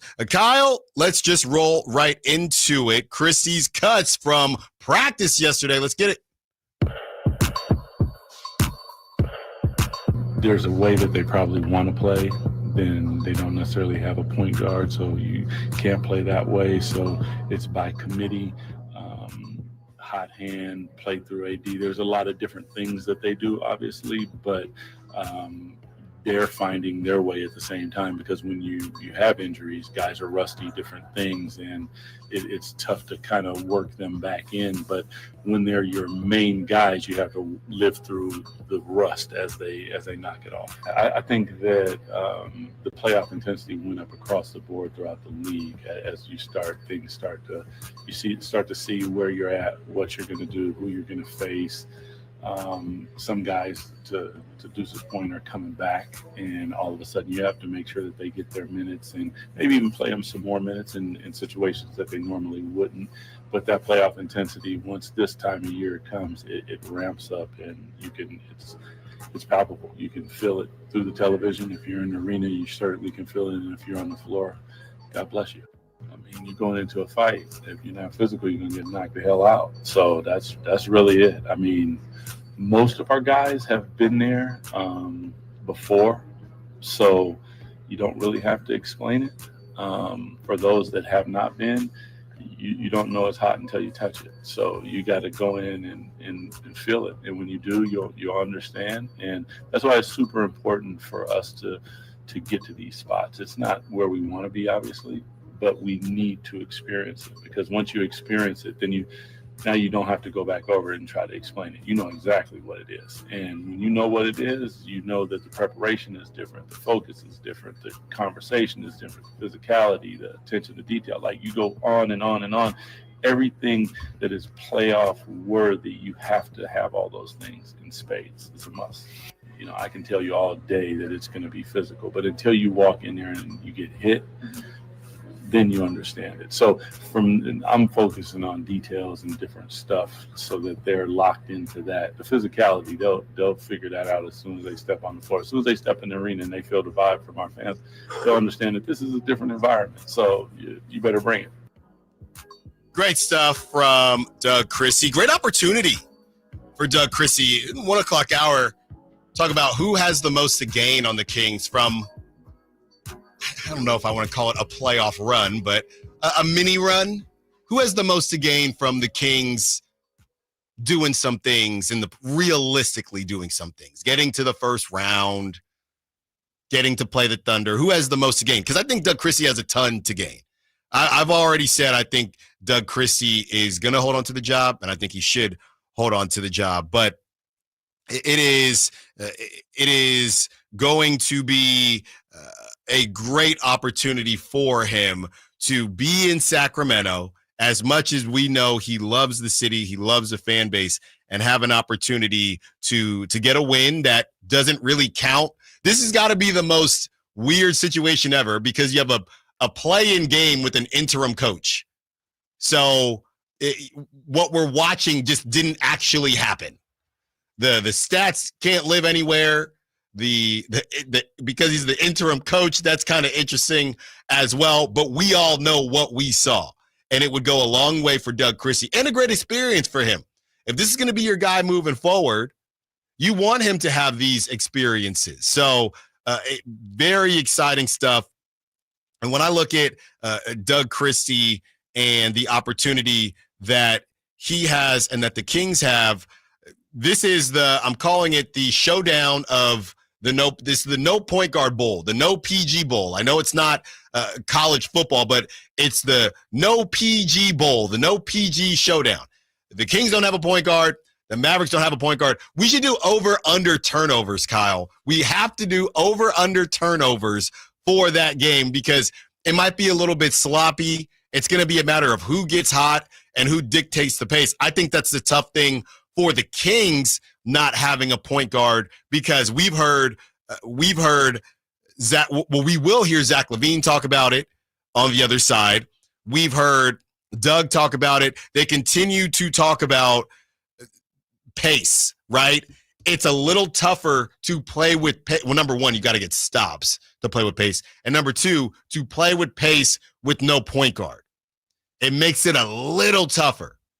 For the Mavs, they don't want to play with pace. They're just dumping that thing down to AD and dumping that thing down to Lively and Gafford. So the Mavs not playing with the point guard, and Dinwiddie can do enough of that they can probably get away with it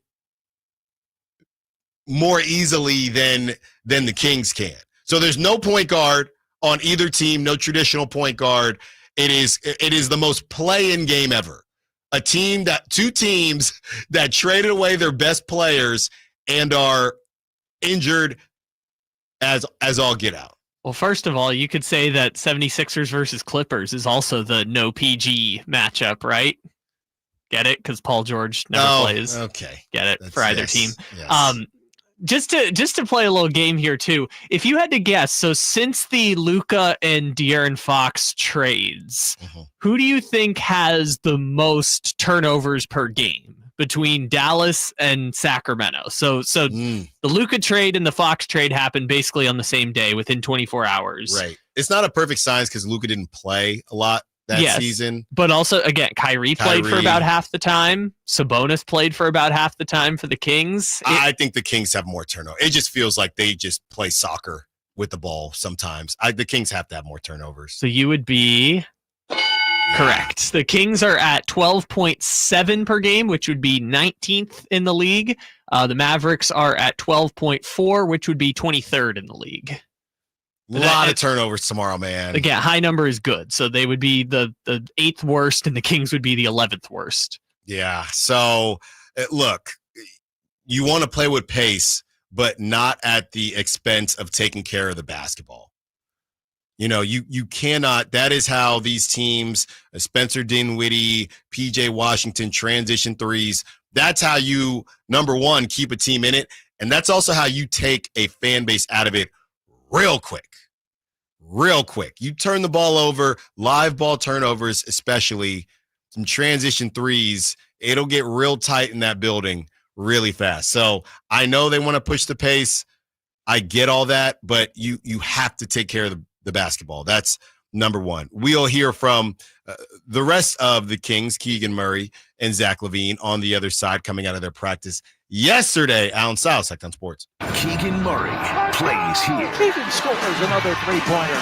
Keegan Murray knocking it down for 23 points. Snatch De'Aaron Fox for game scoring honors. Sacktown Sports is your proud home of the Sacramento Kings. Power Business Technology is proud to be a 100% independent, locally owned and managed Toshiba copier dealer. Local ownership cuts out the red tape, allowing ourselves to never be too busy to personally answer the call when our clients need us. Recognized for excellence in service execution, training, and customer service, we're proud to be named a Toshiba ProMasters Elite Dealer since 2021. Contact us today for all your business printing needs at 844-POWER-BZ. That's 844-769-3729, or visit us at powercopiers.com. Twin Peaks is the best in the game. Here, the ultimate lunch lineup boasts wall-to-wall sports and scenic views. When you're hungry and in a hurry, the Scratch Kitchen delivers lunch in the clutch. I mean, where else can you order a 29-degree draft beer and a quickie combo on your lunch break? Only at Twin Peaks, the #1 sports bar. Twin Peaks Scratch Kitchen scores every time. Dig into hand-smashed burgers, chef-inspired flatbreads, and more at your local lodge. Are you tired of your tee shots ending up in the adjoining fairway while the rest of your foursome is hitting it down the middle? Well, experts will tell you that being properly fitted for golf clubs will help you strike your drive center cut. The Hagen Oaks Player Performance Studio and its team of trained PGA professionals are ready to help you get rid of your banana balls and duck hooks. Hagen Oaks Indoor-Outdoor Player Performance Studio fittings are available 7 days a week. Make yours today by calling 916-808-2531. That's 808-2531. It's official. Newsmax has become a news giant. It's even listed on the New York Stock Exchange. Over 40 million Americans regularly turn to Newsmax for the news they need to know. They're tuning into the Newsmax channel on all major cable systems. They watch Newsmax 2 on all streaming platforms. They go online to newsmax.com for breaking headlines. Millions more have downloaded the free Newsmax app on their smartphone and home TV. Reuters says Newsmax is one of the top news brands in America. Even President Trump says Newsmax is terrific, and he's watching. Tens of millions of Americans like you have made the switch to Newsmax for the news they can trust. So make the switch today. You won't ever look back. Sacramento's premier country music festival, Country in the Park, is coming back May 16th and 17th at Cal Expo with Bailey Zimmerman, Billy Currington, Cole Wetzel, Nate Smith, and more. You'll enjoy food trucks, rock walls, and a mechanical bull, line dancing, and more. Single-day GA tickets start at $52 at CITPFest.com. Country in the Park, May 16th and 17th with Michelob Ultra and Carl's Jr. Find out more at CITPFest.com.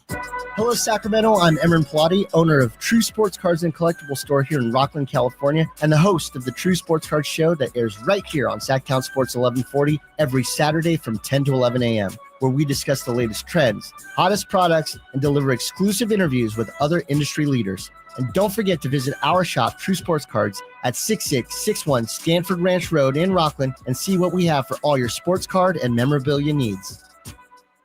Golf to Go is brought to you by the Hagen Oaks Golf Super Shop. Here's Frank LaRosa. Since the launch of the World Handicap System, a golfer's handicap index has been automatically calculated by taking their 8 best score differentials from their most recent 20 rounds. According to Golf Monthly Newsletter, that handicap is not designed to reflect average scores, but how likely you'll play on a course of average difficulty. Handicaps are generally split into 3 different groups: low, mid, and high. A recent report by the USGA showed that the average handicap index for a male is 14.2 and 28.7 for a female. A golfer with a handicap of 1 to 9 is considered to have a low handicap. A handicap of 10 to 19 is generally thought to be a mid-handicapper, and a higher handicap golfer is 20 and above.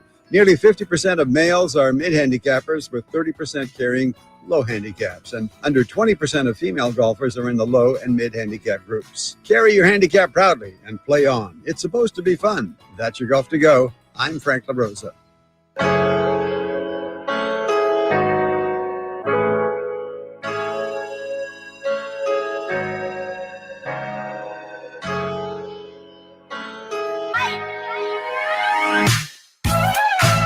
Yeah, what I've noticed is it's really like it's a win or go home. You know, it's high intensity. Guys are giving it their all because, you know, your season could be over in one game. So obviously it's definitely a play on feeling, but it's heightened a little bit because it's one game.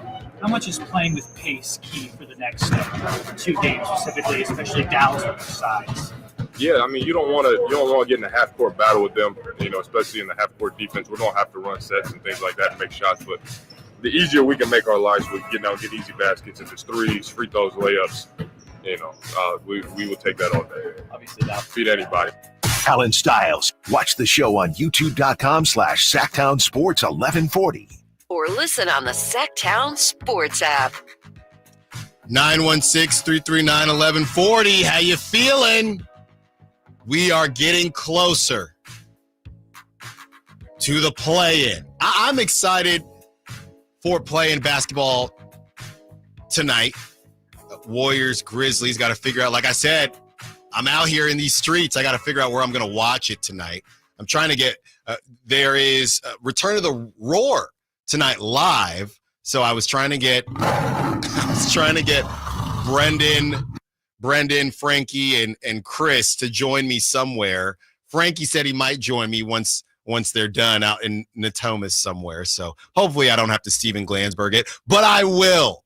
If I have to. I will watch the game by myself somewhere in the toe if I have to. Are you going to be by yourself watching Hawks Magic, just captivated? No, I don't know that I will get to Hawks Magic. Honestly, it's just 4:30. I got some stuff I need to do. Sure. I got some stuff I need to do. I would invite you over, but I will be out and about tonight. So Kyle in these streets?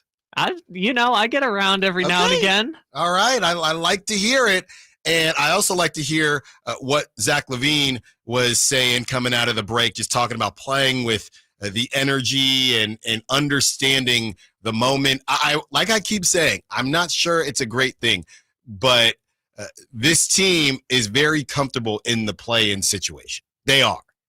That's probably not the best thing to be comfortable in, but maybe it can help in some capacity. Kyle, let's hear from Keegan as he also brings up how nobody has a point guard and facing the kind of two big lineup that Anthony Davis has always wanted so he can play the four. Here it is. Obviously they play a two big lineup most of the time.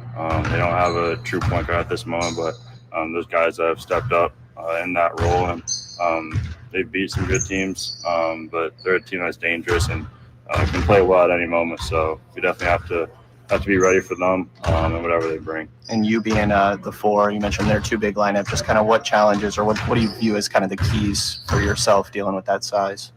If we can rebound well, I think the game's just in our favor. If we can get the defense rebound and then push the ball in transition, I think we'll have a good chance of winning and scoring easy baskets that way, because when they set up their half-court defense, they're tough. So you just alluded to that. How key is pace of play going to be on Wednesday? Yeah, we got to be better than what we have been this year. Just getting the ball up and down the court as fast as we can, try and get ourselves easy baskets, not try and play a half-court game. And if we fall into that, it'll be tough to beat them. How are you feeling right now? I'm fine. It's the end of the year, so, just playing. Because what I'm hearing here that I find more unique than in other situations, let's say the Warriors, for example, nobody knew who was facing anyone going into that last game. So the Warriors didn't know if they'd be in the play-in. They didn't know if they'd be in the playoffs. They didn't know if they'd be facing the Grizzlies. They didn't know what the situation was. What I'm hearing here is because of how much time the Kings had to scout the Mavs, and we heard this 2 weeks ago, that the Kings were sending coaches out to scout the Mavs and things like that. I don't know if it makes me feel more confident or less confident, almost as if they've been over-scouted. I don't know what Jason Kidd can maybe cook up that would throw off the Kings. Both of these teams kind of are who they are, but it feels very clear that the Kings aren't shook, but they really don't want to get into a half-court offense, which is funny to me because the Kings don't really play in transition. So I think one thing I'm a little bit worried about is that this isn't a team in the Sacramento Kings that they get out into transition and they're high-flying and they're just a bit worried about whether or not the Dallas Mavericks are going to be able to impose their will. The Kings, and we can look at pace, Kyle. Maybe I'm way off on this, but the Kings, the interim beam team, their pace, just the eye test does not tell me that they play the game in a fast manner or that they're out in transition a ton. We've seen that more when they have gone with those defensive lineups, when it's Jake LaRavia and Keon Ellis on the floor at the same time, or Keon and Devin Carter, or Devin Carter and Jake LaRavia. That's how I've seen them in transition, but they're not deep down in their bones a transition team. So they're saying it and continuing to bring up this transition thing as if they're the Harlem Globetrotters, and that hasn't really been the case. So I don't know. I don't want them to get stuck in a place where they're trying to force the issue with, again, no traditional point guard of their own. So I don't know. Am I underselling how much they get into transition? Well, let's do it right now. I'm putting it into StatMuse slowest team pace since February 2nd. And we have at 95.3 possessions per 100 minutes.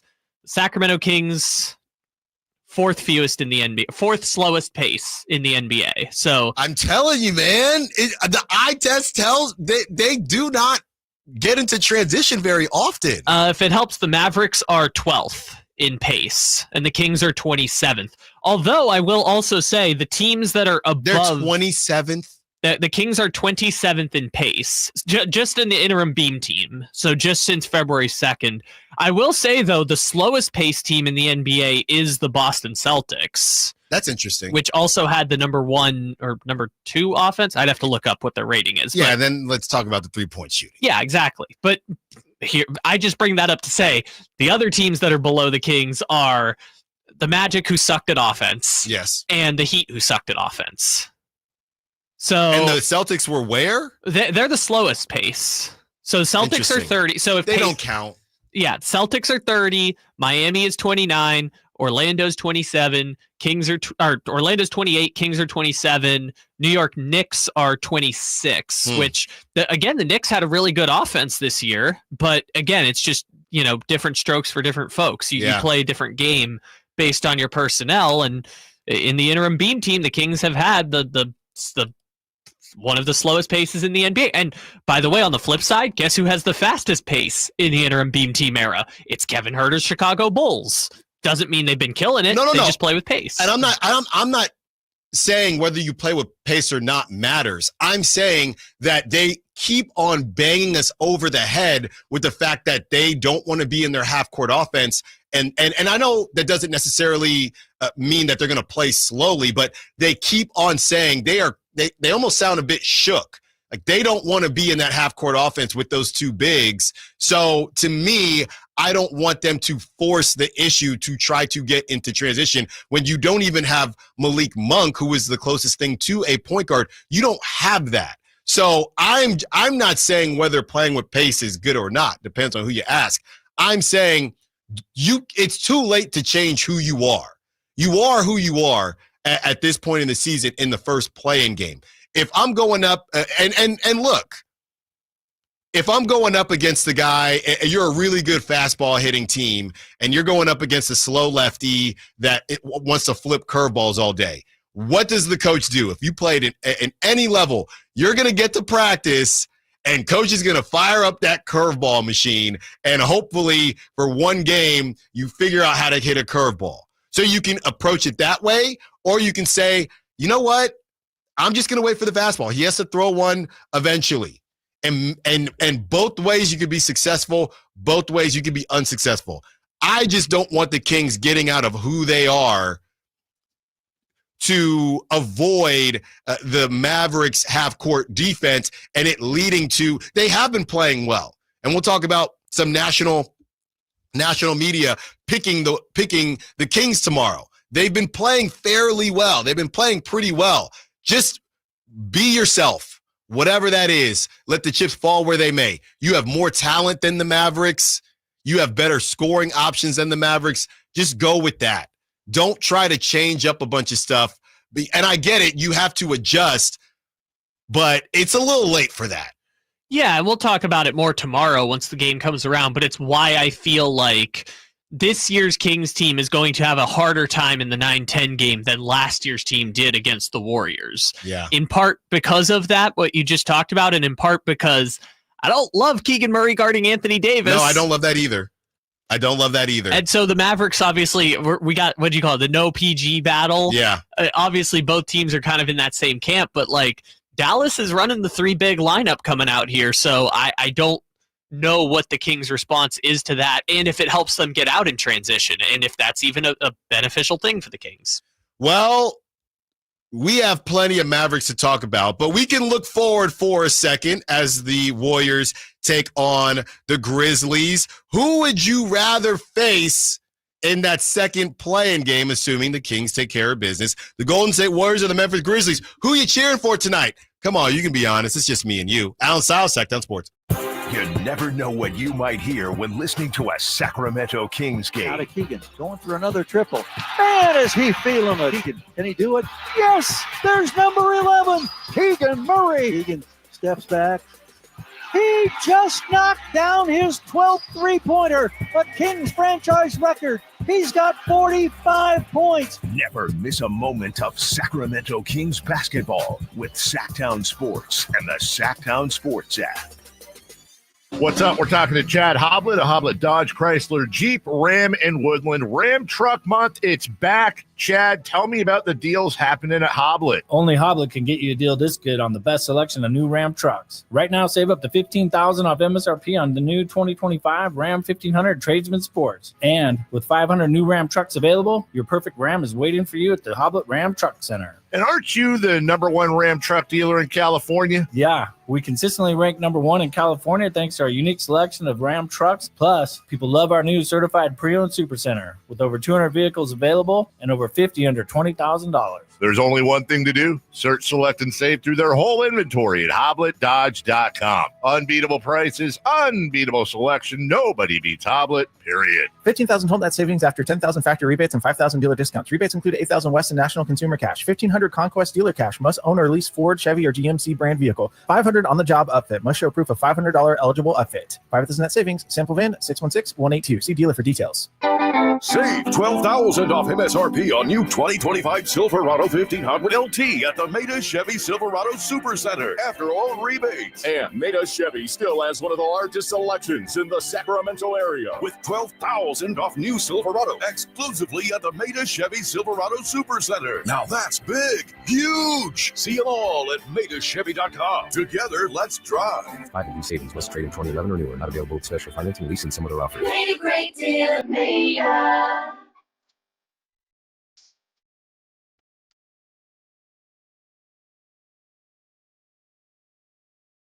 Allen Stiles You can join the show by texting 916-339-1140 on Sacktown Sports.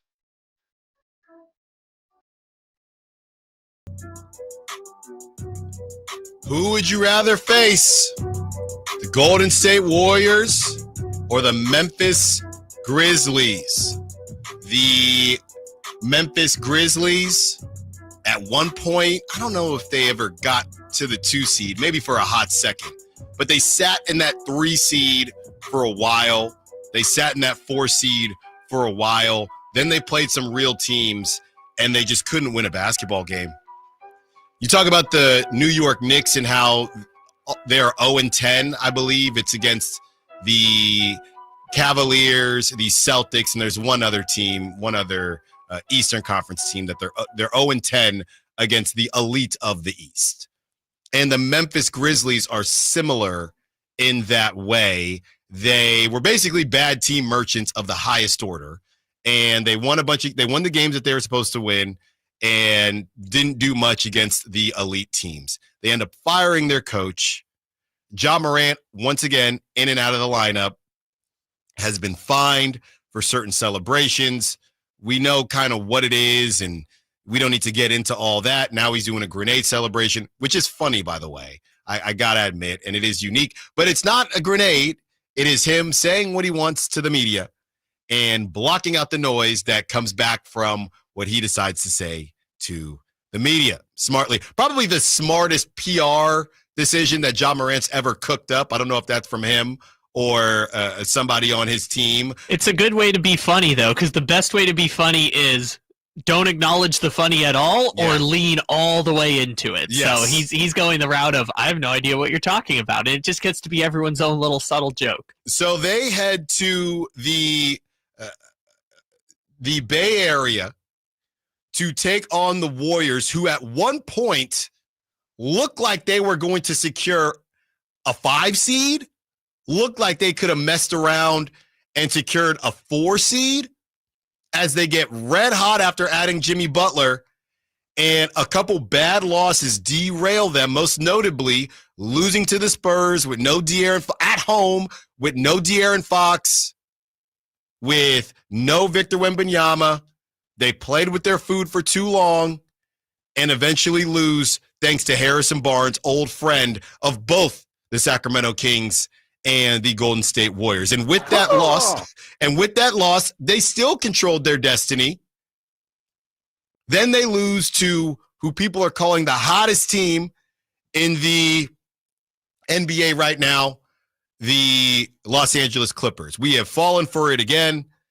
The collective we, I'm not saying you personally if you're in your car listening on the Sack Chat, but now everybody says the Clippers are that team to beat. They're getting hot at the right time. Last season, a 5 seed went to the finals in the Mavericks, and now the Clippers. 5 seed. Zubats, I just saw Kevin O'Connor, by the way, noted Sabonis hater, has Ivica Zubats on his 3rd team. He just released his all-NBA list, and Zubats is on his 3rd team. So a Grizzlies team that is grizzled, that has struggled, that has a new coach that we think they're going to hold on to, and a Warriors team that, as much as Draymond doesn't want to say that they're old and they're not senior citizens, they are on the other side of this thing. So who would you rather face? The history of the Warriors. This time you'd have to go to the Bay Area. And there was a lot of celebrating from the Kings and the Kings fan base when they won. Hey, do what you want. Enjoy it. But you know the Warriors remember that. You know they do. Now, they would look less big and bad if they just lost to a brutal Grizzlies team, who they just beat 2 weeks ago, by the way. So all signs point to the Warriors taking care of business.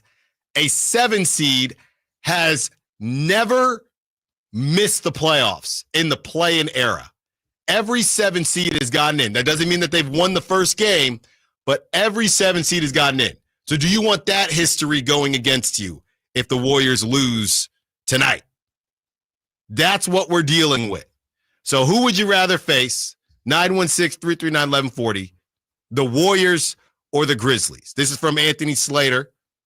Says, we've talked about their age all year. It's part of why tonight is so massive to win this game and not play Friday night. I honestly think this is the biggest night of basketball for the Warriors since Game 6 in 2023 against the Lakers. That's Anthony Slater on the Warriors needing the rest of the week off with a win tonight. So all signs point to the Warriors winning, which means that if they don't, you could find them a bit wounded. The Grizzlies are going in essentially playing with house money, and they can rest on their laurels knowing that if they lose, sure, it's a 1-game playoff, but people love to talk about the environment in Memphis, going back to the grindhouse days with all of those teams, Pau Gasol, guys like that.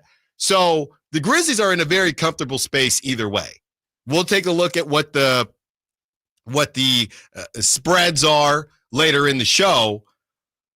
And I could make the argument, which I've tried to do, that the Warriors would be so shell-shocked that maybe they'd be less comfortable and they would have just lost at home. I'm kind of convincing myself, Kyle, but I'm just not going to invite the vampire into my home, and I'm not going to pick the Warriors. But I will say, based on situation and the fact that the Warriors went from being a 5 seed and thinking that they had avoided the play-in general to being back here and then to have lost a game at home already, you can make the argument and say, well, they're due for a good game. Or you could say, these dudes are reeling. I'm still going to go with the Grizzlies, but I did convince myself that it is closer than I think. Okay, so I want to preface this by saying I understand people who want to focus on the playoffs, and that is what's most important to them, and acknowledge that the Warriors matchup would be more difficult for the Kings than the Grizzlies matchup. Okay, preface that on the front end. You got those 2 points. Me personally, I would rather die with honor against your rival than to say for a second I want to avoid Golden State. I am begging Memphis to win this basketball game tonight. You're crazy, again, and I don't like you. For non-basketball reasons, because that's what makes sports great. Don't you want the maximum stakes, the maximum fear of your rival? We already had that. How many days, how many times do we need the maximum stakes? We already had that, man. We had the series in 2023 where Steph Curry put up 50. We ended the big three, perhaps the greatest big three in the history of the NBA. We ended them last year. It's one. Yeah. They took something from us. You know what? We took something from them. And you know what I learned in Vegas, Kyle? You leave the table when you're hot. We're not. I'm not going back to the table. My numbers already hit. They took something from us. We took something from them. Cool. And now it's round 3. No. I am pleading Memphis. I've asked for nothing from I'm glad Memphis. you didn't invite me over, or I'm glad you're going to be out, because I would not go over to your house to watch the game. Look, I'm telling, again, I acknowledge people who want to get to the playoffs. I understand. Come on, man. In my personal opinion, you don't like Sacramento. This is what makes sports. I would argue I love Sacramento more because I'm not afraid. I'm not worried. I would rather go into the battle with your rival. You just said you'd rather lose. No, I said you'd rather lose with honor than win and avoid them. No, I didn't say that. I said I would rather lose. I would rather die with honor than ever acknowledge I'm trying to avoid my rival. And we should play it like a rival. I'm not saying I would rather lose than beat the Grizzlies. I'm saying I would rather die with honor against the Warriors than say for a single second I'm ever thinking of avoiding Golden State. But you're avoiding it. Look, man, let's take the feelings of the history out of it, if that's possible. Why wouldn't you want to avoid the better seed that's never missed the play-in? Well, that's what playoffs. That's what I prefaced off the front. It's not only the better seed; it's the team that is the worst matchup.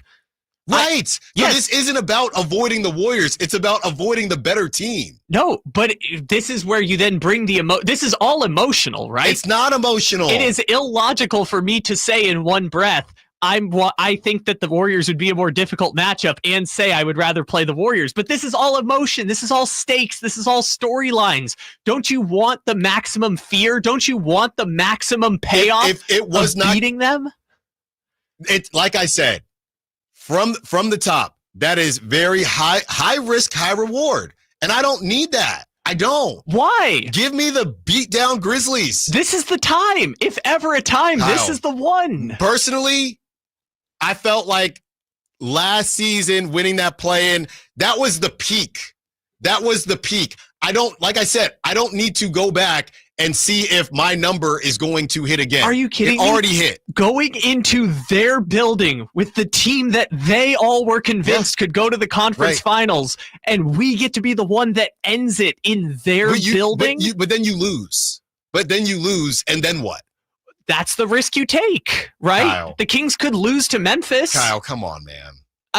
Why would you put why do you want the Kings to be in this position? Because I believe the Kings can win. And even if they don't win, Kyle, I would rather take that. I got homework for you during the break. Go look up the point differential, Kings, Warriors, since the trade deadline. Oh, it's bad. Yeah, it's bad. It's Memphis is also bad. We just acknowledge that Memphis is kind of struggling right now. No, but the Kings have beat the Grizzlies multiple times this season. Yes. I agree. They have not beat this version of the Warriors, and they haven't even been good games. If they fall into Memphis, great.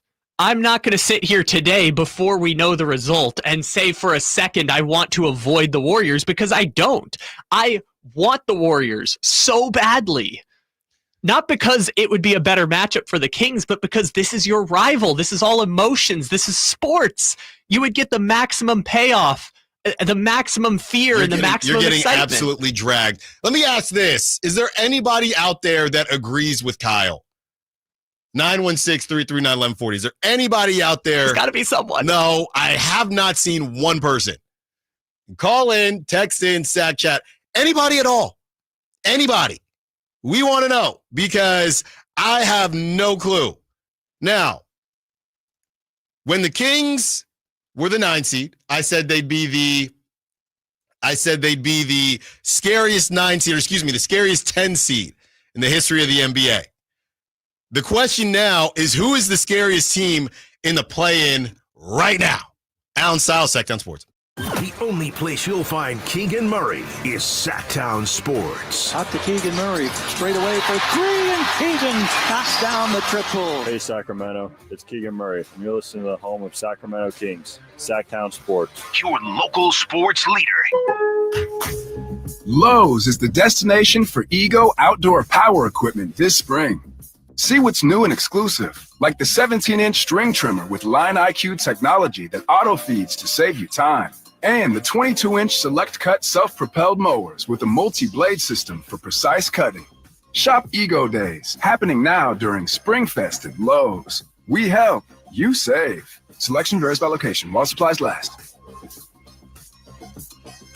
Allen Stiles here with your Sacktown Sports Injury Update, brought to you by Downtown LA Law Group. For the A's, pitcher Michel Otanez has resumed throwing from a distance up to 90 feet and could return sometime in mid-April. Brady Basso, out with that left shoulder strain, has been transferred from the 15-day injured list to the 60-day injured list. On the court, Malik Monk has been diagnosed with a left calf strain and will be reevaluated in 14 days, which means he'll miss the rest of the season and the play-in. This injury report was brought to you by Downtown LA Law Group. Hi, I'm Allen Stiles. Injured at work? Call Downtown. Downtown LA Law Group, California's leading injury law firm. With over 40 lawyers throughout California, they've won over $500 million in settlements. Downtown LA Law Group will get you compensation for your work injury. You don't pay unless they win. That's right. You pay zero up front. Call Downtown. Text injury help to 40222. That's injury help to 40222. Visit them at calldowntown.com. Spring is here, and that means gigantic savings for all your oil change needs at Jiffy Lube today. Get a $25 gift card with the purchase of any Pennzoil Platinum full synthetic oil change through May 31st at your local Jiffy Lube service center in the greater Sacramento areas. And don't forget about the additional $30 off online coupon at jiffylube.com.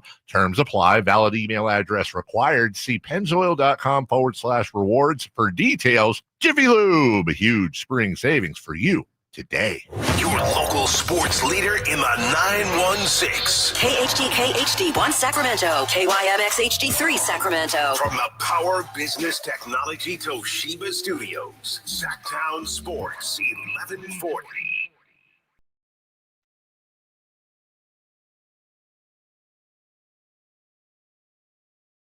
Your home for Kings talk and so much more. Live and local. Allen Stiles on Sacktown Sports.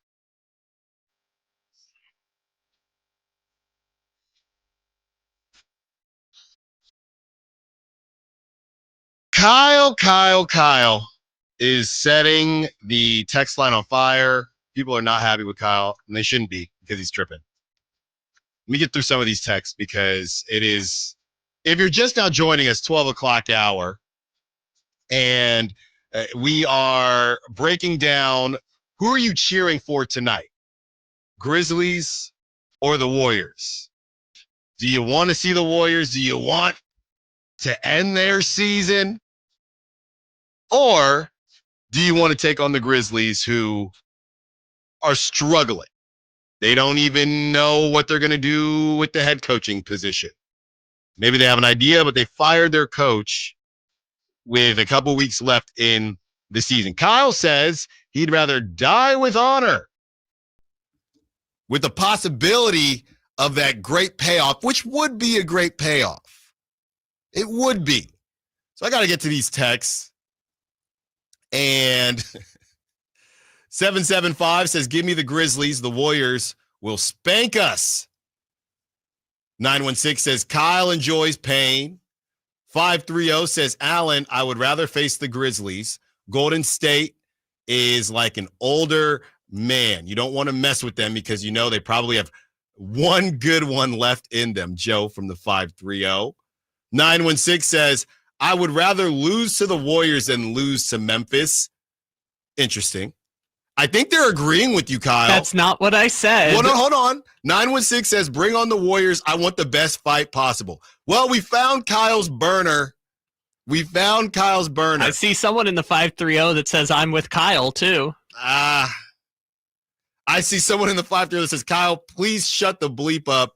This dumb bleep is driving me crazy. 916 says, I agree with Kyle. If we were to win that game against the Warriors and knock them out, it would feel like the season was all worth it, to be honest. Okay, I think we might have something.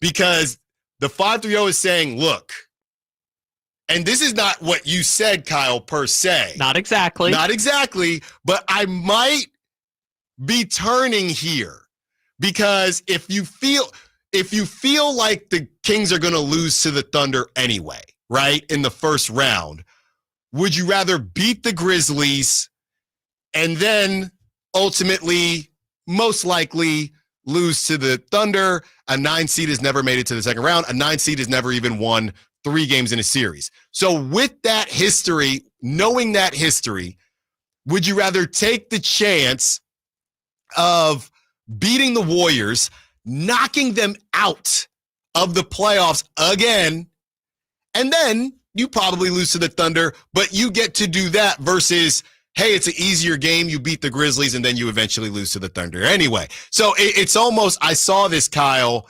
on, one of those Instagram reels. It was, would you rather take 10,000, it was a 6-foot putt.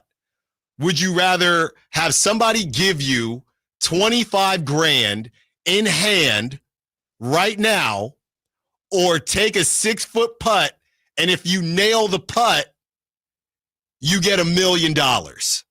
So would you rather just take the 25 grand straight up or try to sink a 6-foot putt for $1 million? I think most of us would say, I won't speak for everyone, you take the putt. $25,000 in this economy, gas for a month. But you could take the chance at $1 million. So look, or you leave with nothing, but you had that opportunity. So it would be sweeter to knock out the Warriors. And again, I am not sleeping on the Mavs. Don't get me wrong. We're taking a little break from the Mavs. So I don't know, man.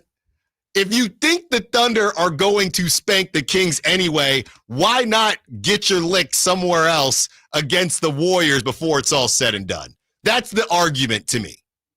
I guess I should clarify that my preferred outcome is beat the Warriors in the 8-7 game. My second preferred outcome is beat the Grizzlies in the 8-7 game. Third would be obviously lose to Golden State. And then all the way down at the very bottom, 200 and whatever place of preferred outcomes is ever saying for a single second that I want to avoid Golden State. There's no way I would want to avoid Golden State under any circumstances. And like you just talked about, I don't think it would make the season worth it, but some people I think would definitely feel maximum because like if the Kings beat Dallas and the Kings then beat the Grizzlies, I don't think people are going to go into it like, oh, wow, we beat Memphis and knocked them out of the playoff. We showed them. But if you beat the Warriors and knock them out of the playoff, your rival who ended the Beam Team season, that would be maximum payoff for many Kings fans to get that against your rival. Yeah, so let's talk about what would be on the line. Obviously, the Kings haven't been in the playoffs a ton in the last couple decades here. So you would get into the playoffs. That's number one. last season was just to get to the second game, and it probably even would have felt sweeter if you beat the Pelicans and got into the playoffs, but you didn't. So you won a essentially not meaningless game, but it ended up being a bit meaningless because you lost to the Pelicans. So you would get into the playoffs, which you haven't done in a you did it a couple years ago, but you don't do it very often. Okay. So you would get into the playoffs.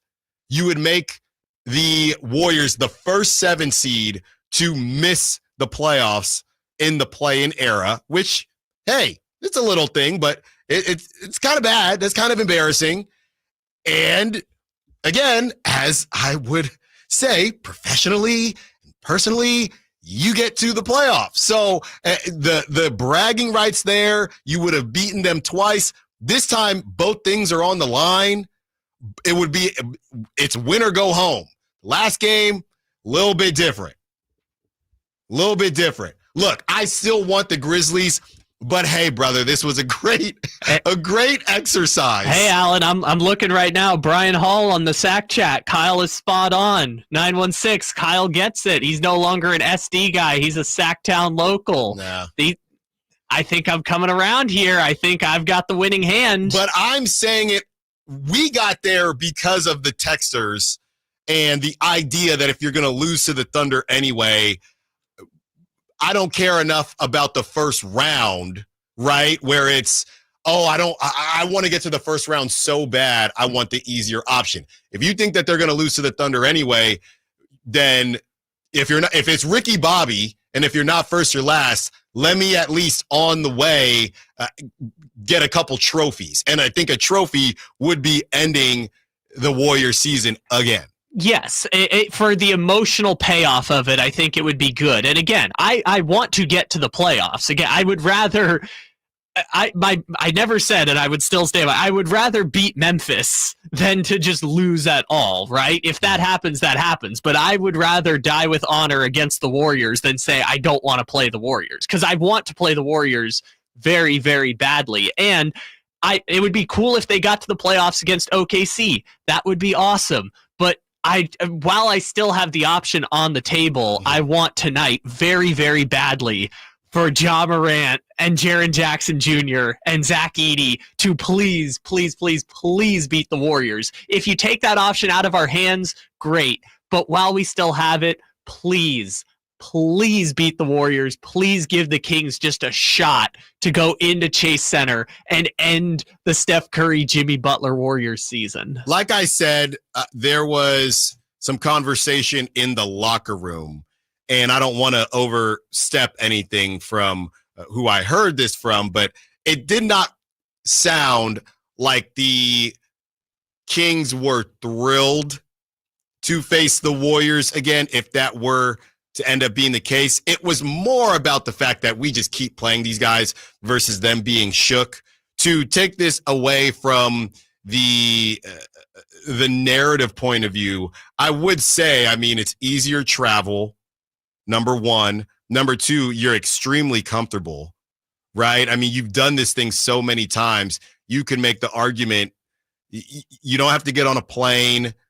You know what it is. I don't like how they've been playing Steph Curry or the Warriors this season, where it's just Steph scores 11, but Guy Santos and Brandon Pajemski and Moses Moody combine for 70 points. I don't like that. I would want them to try something different this go round. So there's definitely an argument. It's more so about, it's not about Steph Curry. I was going to say it's more so about Steph, but they've been so shook from Steph, they don't even guard anybody else. So they'd have to approach it differently. But if you do look at it, you're more comfortable. You're down the road. You're just an hour or so away. You know what it is. You don't have to hop on a plane. You don't have to hop on a plane. You could make an argument there'd be more Kings fans at that game than in Memphis, you'd probably assume. So there are a lot of reasons to roll with the Warriors and want the Grizzlies to win tonight. Ultimately, it just comes down to the breakdown of, number one, did you ever get that differential? Yes, I did. Okay. I have both here for you. So this is Again, this is so weird to say, but since the Warriors and Kings had the same record at the All-Star break, the point differential for the entire season is the Golden State Warriors are plus 254, which is better than every team except the Thunder since the All-Star break. The Kings are -3, and in games between the Kings and Warriors, Here we go. 2 matchups. The Warriors have outscored the Kings by 50 points. And that's what you want. Yes. That's what you want. Absolutely. That's what wakes you up in the morning. Huh? I would rather die with honor than ever say for a second I'm avoiding the Golden State Warriors. But that is not how the saying goes, Kyle. Yes. It's die with honor or live without honor. Live a coward. So you can't change the saying. I'm telling you how I'm changing the saying because otherwise the saying doesn't work. Of course, I would rather the Kings make the playoffs than beat the Warriors, right? Everyone wants the Kings to make the playoffs. My point, though, is that we shouldn't be afraid of Golden State. Everyone's like, oh God, I hope Memphis win, or I hope the Warriors win tonight so we get Memphis. No reason to be worried about that because the maximum payoff of beating the Warriors, I think, would be the best possible outcome. And I'm rooting for the best possible outcome, even at the risk of potentially having your heart broken, because they could lose to Memphis just the same. I'm getting hit up on Twitter as well, on X, and Jimbo Slice, 91 Slice, hit me up 15 minutes ago, says, at Styles Files, I'm with Kyle. This season has sucked. Having the opportunity to knock out the Warriors again would help. I hear it. I don't like it. You've come around in the last 10 minutes. No. I understand the thought process, but I'm not doing it. I'm not personally doing it. Sounds like an army's coming to my defense now. I see David in the SAC chat agrees with me. It's definitely not an army. I would say it's probably, I don't know. You've probably gotten it to about 30%. 70% want the Grizzlies, 30%. At JSIN, I'm hoping that the Warriors lose tonight so the Kings can go to San Francisco. Look, those reasons, there are reasons to want that. Your weird saying that you just created is not a reason. Die with honor than survive a coward? That's the actual saying. That's not what you're saying. No, I'm saying I would rather die with honor battling the Warriors than come on these airwaves and say I'm avoiding Golden State. Well, read those point differentials one more time before the break. Golden State Warriors plus 254 in 27 games. The Kings -3 in 27 games. And the head-to-head plus 50? Plus 50 for the Warriors in 2 head-to-head matchups. One in One Center and one in Chase Center. Well, if the Kings do get it done, I think we could say that they would be the scariest team in the play-in. But who else could be that team? Who is the scariest team as a play-in kicks off tonight? Allen Stiles, Sacktown Sports. On the move? Got somewhere to be? Take Sacramento Kings basketball with you. The Sacktown Sports app will let you stay connected to your passion. Never miss a moment of Sacramento Kings basketball with the Sacktown Sports app. With 25 award-winning years in Northern California, Ashton & Price is your local injury law firm. Pro attorney tip: if a firm presents as local but they're in LA, red flag. If your first consultation is not with a lawyer, big red flag. At Ashton & Price, your first consult is with a local attorney, and if serious injury prevents travel, a lawyer will come to you. Still not enough? George Washington's my uncle. At Ashton & Price, no red flags, just red, white, and blue. Remember, for the best advice, don't think twice. Call Ashton & Price. Twin Peaks is the best in the game. Here, the ultimate lunch lineup boasts wall-to-wall sports and scenic views. When you're hungry and in a hurry, the Scratch Kitchen delivers lunch in the clutch. I mean, where else can you order a 29-degree draft beer and a quickie combo on your lunch break? Only at Twin Peaks, the #1 sports bar. Twin Peaks Scratch Kitchen scores every time. Dig into hand-smashed burgers, chef-inspired flatbreads, and more at your local lodge.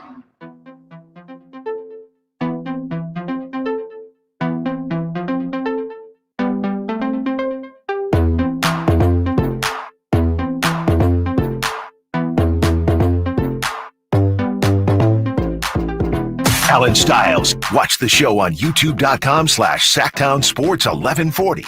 Or listen on the Sacktown Sports app.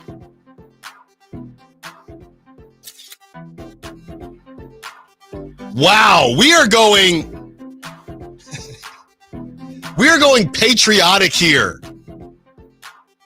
on the Allen Stiles Show. And someone wants to change it to the Kyle Has Onions Show. That's what we have right now. That's from Brickhouse Industries on the Sack Chat. 916 says, I am 100% with Kyle.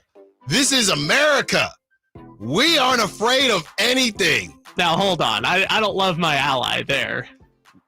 Not Steph Curry. Or what's Shannon Sharp always do? Flurry, Sturry, Curry, I don't care. Steph Curry, Chicken Curry, McFlurry. Yeah. Don't matter. Kings in the playoffs. 916, this is a good point from Sean in Placerville. Shout out Placerville. I would love to be the one responsible for proving Draymond Green wrong. He predicted a finals appearance. He predicted a championship. Absolute icing on the cake and best case scenario. Yeah, that's a good one, 916. Sean, I forgot about that. I forgot he sat there and looked into the camera during the All-Star break and said, we're going to win the championship. That's a good point, Sean.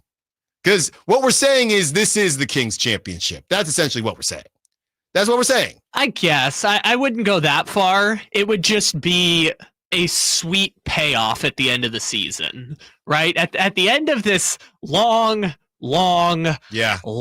season, we would get the nice payoff that was kind of unexpected because it looked like the Warriors were kind of pulling away. Right. And then they came back down to earth. It would be a sweet payoff at the end to be like, hey, you guys were applauded for trading for Jimmy Butler. We were dumped on for trading away De'Aaron Fox.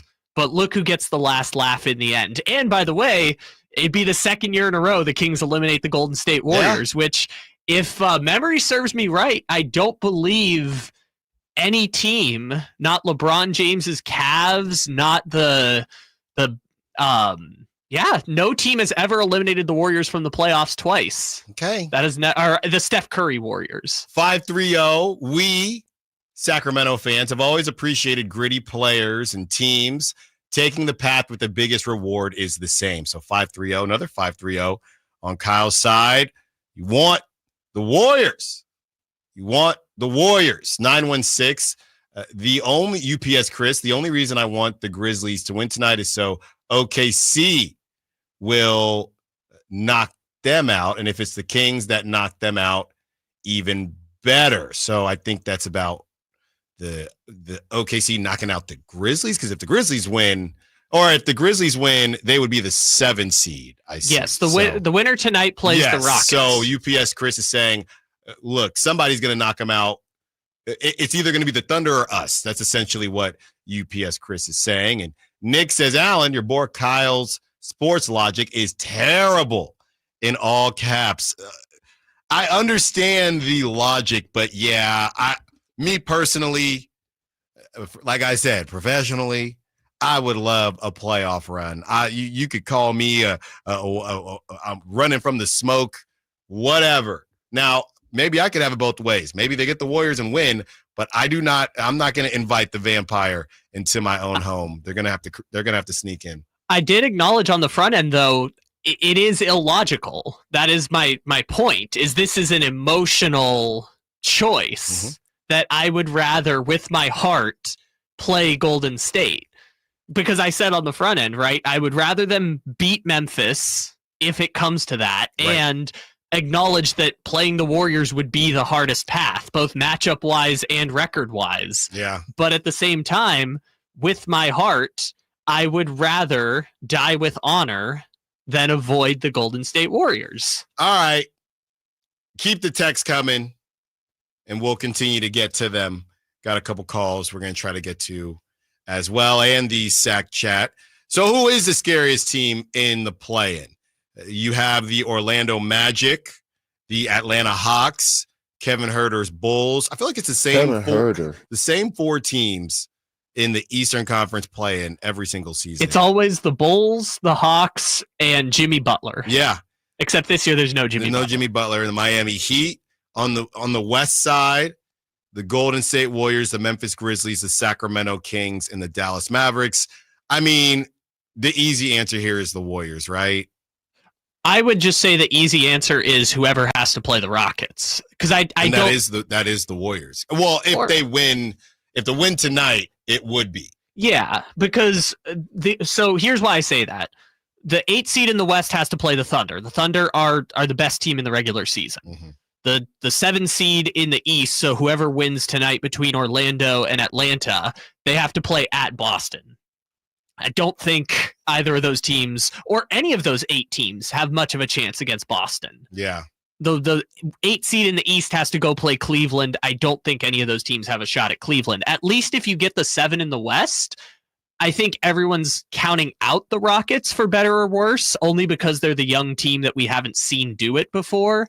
So I guess I would say the scariest team to do anything in the playoffs is potentially whoever plays the Rockets in the first round. Right. They get the most experienced team. So that's kind of just is what it is. Yeah. As far as the East is concerned, I don't see anybody getting spicy. I mean, the only argument would be Orlando, but their offense is so horrible. You can make the argument too. I mean, Atlanta, a lot of people are high on Atlanta for next season. I don't know what's going to happen with Trae Young, but with the leap that Dyson Daniels has made, you still have a bunch of pieces there. It seems like even, Rissache is going to be a player. Dyson Daniels is a player. They still have Jalen Johnson. They have one of those teams with real good size on them. So next season, I think they're kind of that. And it's funny because they're always in the play-in, but this version of them in the play-in feels different. This feels like them on the rise, and next season maybe they make I don't know if Trae Young will be on the team, but they make some type of Detroit Pistons rise where, a really confusing situation with the Hawks. They were in the Eastern Conference Finals not too long ago, and they really shouldn't have been there, and there's Trae Young. So I don't really know what to do with them. All I know is they have some really good young pieces that it looks like they hit on. Yes, they are the rare team that kind of rebuilt on the fly. Like if you're ever looking for a model of the Kings should keep Sabonis but still rebuild, Atlanta is a good example of that, because in 3 years they drafted Jalen Johnson. I can't remember who they picked last year, but they drafted Jalen Johnson, they drafted Rissache, and obviously they got lucky with the first pick in the draft, the good luck in the lottery. And they traded DeJounte Murray for Dyson Daniels in a first-round pick, which is I would argue the reason why David Griffin got fired yesterday is because he traded Dyson Daniels for DeJounte Murray and didn't get anything for Brandon Ingram. So yeah, that was really weird, and just a bizarre situation out there. With the Pelicans or the Hawks? With the Pelicans. Yeah. But I thought Dyson Daniels was already on. He was part of the DeJounte Murray deal? Yeah. So the trade was DeJounte Murray and I think Larry Nance maybe. I knew it was Larry Nance. I was trying to remember who else they got, because it didn't feel like they got a lot, because I'm a DeJounte Murray guy, but it feels like, funny enough, now it's the flip side of it where they gave up too much for DeJounte Murray. Yeah, so the trade was DeJounte Murray for Dyson Daniels, Larry Nance, EJ Liddell, the Lakers' first-round pick this year, and the least favorable of Bucks and Pelicans pick in 2027, which, again, looking like a steal for the Hawks right now. And in addition to Jalen Johnson was like the 17 pick in the draft. And it stinks because, like I said, I'm a big DeJounte Murray guy, but you go out there, he was injured before he tore his Achilles, then tore his Achilles. So that is going to make a trade look even worse, even though that's not necessarily part of the deal, right? You didn't even get the production. So this is so interesting. I just saw this when I looked up the trade. According to an ESPN panel of 18 NBA coaches, scouts, and executives, when they were asked to vote about the worst trade of the offseason, Atlanta trading away DeJounte Murray was regarded as the worst trade of the offseason. And look at it now, 12 months later, it's completely flipped. They were saying Atlanta was the loser. That's what I'm saying. So the scariest team, I guess you have to say the Warriors. Their path looks to be a good one. In the East, I just don't think any of those teams have a chance of beating the Cavs or the Celtics. So by default, really, it's the Warriors, or is it the Kings? We have some national media bringing up what the Kings are going to do or what they think they're going to do against the Mavericks. We get to your calls, texts, and Sack Chat as we continue on South Sacktown Sports. Domantas Sabonis plays here. He finds Sabonis, put the frosting on the cake, put the cherry on the sundae. Sabonis with a two-hand clutch makes it 114-106. Sacktown Sports is your proud home of the Sacramento Kings. Saving for retirement was tough enough for us. Yes, and navigating markets can be challenging at times. I understand. That's why at Fisher Investments, we take a disciplined approach with your investments. Tell us more about that. We take an active approach to money management, positioning your portfolio for opportunities we see ahead. So all your clients get the same portfolio? No, we tailor your portfolio to your individual goals and needs. What about communication? We don't like being left in the dark. We check in regularly to keep you informed on the markets and your portfolio. Which means you'll help us stay on track. Yes, our goal is your comfortable retirement. And as a fiduciary, we always put your interests first, because we do better when you do better. At Fisher Investments, we're clearly different. Learn more at FisherInvestments.com. Investing in securities involves the risk of loss.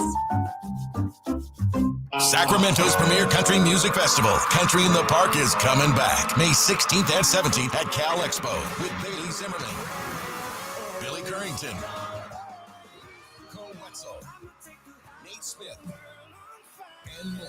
You'll enjoy food trucks, rock walls, and a mechanical bull, line dancing, and more. Single-day GA tickets start at $52 at CITPFest.com. Country in the Park, May 16th and 17th with Michelob Ultra and Carl's Jr. Find out more at CITPFest.com.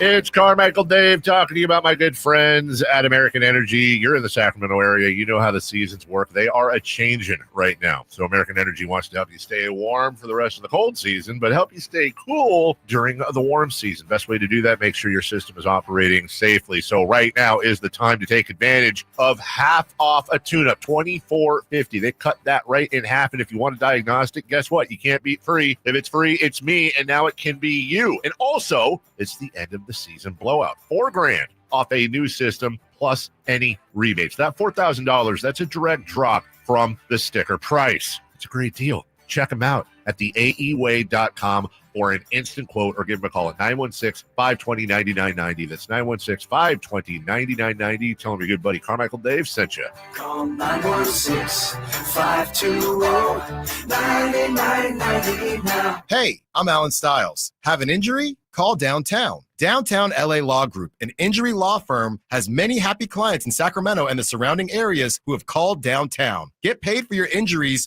from slip and falls or auto accidents. One of their most recent settlements was $1.5 million for a motorcycle accident. Have you had an auto accident? Call Downtown. Text injury help to 40222. That's injury help to 40222 and visit them at calldowntown.com.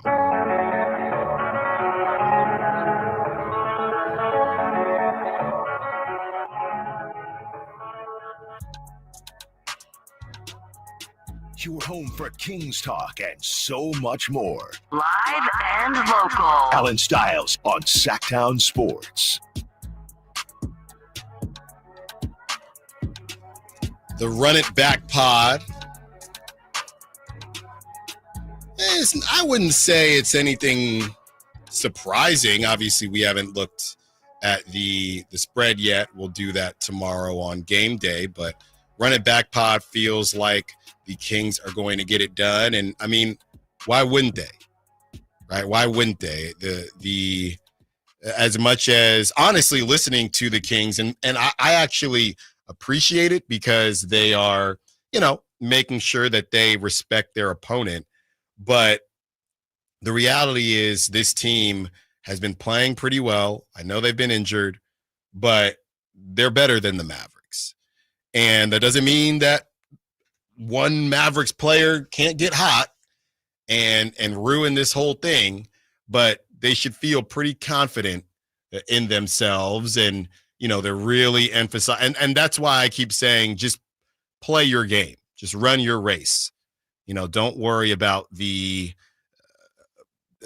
pace situation. I get it; they're good setting their defense. I understand all that, but I wouldn't trip too much. From Heather and Steve on the Sac Chat, I see game time decision on Laravia. Any more word on his likelihood of playing tomorrow? When we hear something, we'll tell you. Heather and Steve. I'm looking at Kyle. I did some searching myself, but I have not seen any update on Jake Laravia. And that's really one of the, I wouldn't say biggest, it's not a miss, but one of the toughest situations. I mean, you get a wing, you add a wing, not available for the most important games. You say, hey, Malik Monk has the keys now. No Malik Monk for the playing game. It's just tough sledding, man. Yeah, it doesn't look like we have any injury updates going into the game. I'm sure we'll have them before tomorrow. For tonight, though, you've got Moses Moody questionable for the Warriors. That might be He's been starting. So Jimmy, it looked like a Charlie horse to me. He's not on the injury report. report. It was just a Charlie horse, and those stink. But also Clint Capella out for the Hawks, but that's about it. He's on his way. He's on his way out as well. 916-339-1140. Let's get to some of these calls. Javi wants to be a part of the conversation. What's up, Javi? What you got for us? How you doing?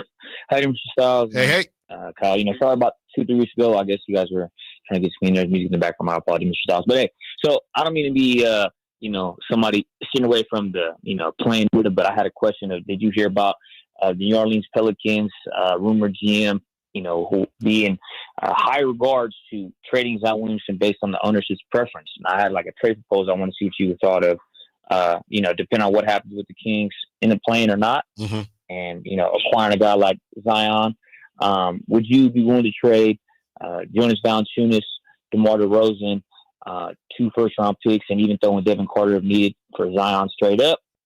And then having to start lineup, Malik Monk / Keon, Levine, Murray, Zion, and Sabonis. And then my last thing I just want to see, because obviously with the Grizzlies, they're going in just complete, like, the opposite direction where they were a year and a half ago. Would you trade, flip the pendulum, would you trade Sabonis, Devin Carter, and potentially DeRozan, if needed for salary constraints, for Morant, Brandon Clark, and a guy like Jalen Wells, and throwing 2 first-round picks there? I think that would be really intriguing to the Kings. I'll see what you thought with Morant, along with, Levine, Keegan Murray, Brandon Clark, and keeping Valanciunas. Obviously, you're getting rid of Sabonis and or, DeRozan. Thanks for the call, Javi. That second trade, I don't know who says no, but somebody is saying no. So it would be Jaren Jackson and Sabonis and Zach Edey playing together? Yeah, so one team only has guards and the other team only has bigs. I don't think, if they're moving off of Ja Morant, and I know Jalen Wells isn't a point guard, but I can't see them I can see them moving off of Brandon Clark, sure, but I can't see them moving off of Ja Morant and Jalen Wells. That's why I don't see that. It's going to be hard, even if the Kings wanted to get Ja Morant, to make that trade work, unless Memphis either wanted to keep DeMar DeRozan or they were really high on Malik Monk and what he could bring. Right. So then it would be some version of a lineup with Valanciunas is your starter now. You would have Ja Morant. I'm assuming Jalen Wells would start along with Keegan Murray. I don't know about that one. The Pelicans situation, and Kyle sent this to me, and I saw it as well. It's not really confirmed yet, but there have been rumblings that Joe Dumars, the new president of basketball operations for the Pelicans, there's a report that the Pelicans want to trade Zion, and essentially he has to trade Zion. That interests me more. So that deal with DeRozan, you send Valanciunas back to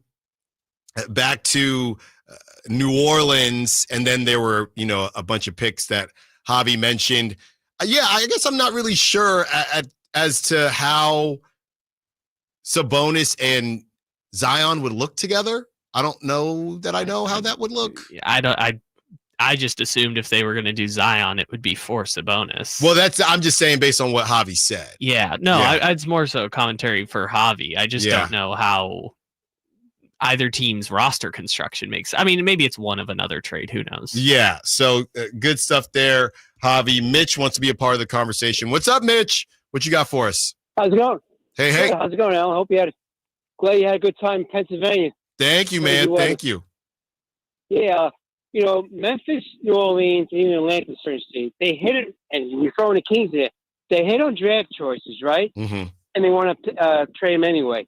I wonder if somehow we can get Zion and Ja with those teams definitely don't have leverage, but I'd rather have Zion.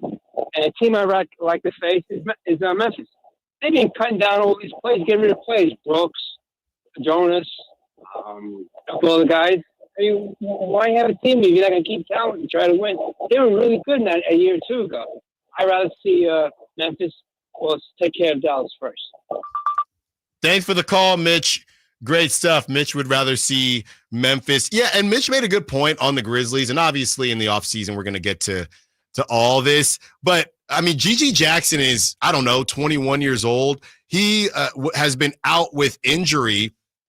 But G.G. Jackson is another guy who, to be fair, because the Grizzlies keep hitting on draft picks, there might be a conversation. They're starting to look, I would say, maybe a little Blazers-esque, where they have a lot of the same type of guy. Like if you have G.G. Jackson and you have Jalen Wells, they did the same thing with Santi Aldama and Jake LaRavia. They're really good at drafting guys, but they're kind of redundant. So maybe if they got to make a decision between Jalen Wells and G.G. Jackson, something like that. I could see Memphis tweaking some things. I don't know if Ja is going to be part of that tweaking. So great stuff there from both of our callers, 916-339-1140, if you want to be a part of the conversation. All right, Kyle, let's hear from the Run It Back pod as they're picking the Kings, which isn't surprising, but hey, national media agreeing with Sacramento. I don't know how I feel about that. Here it is. It's Dallas and it's Sacramento. The Kings beat Dallas in all of their games this season, 3 of those. So, Chandler, take me through this one. I think they beat them one more time. I think Dallas, without Kyrie Irving, they have a huge hole to get out of. Anthony Davis, we don't know how, if he's completely healthy or not. They just went through so much stuff this year, and the Kings right now are playing so good. DeRozan is rolling. Zach LaVine is rolling. Sabonis. They're just a better team. They're a deeper team. I think they get this game. Gotta agree, 1,000%. Like, I won't even make it difficult. I just think they're the healthier team. They're poised to win this basketball game. They're at home, and the Mavs just been banged up all year. I don't think they have enough manpower to get over that hill.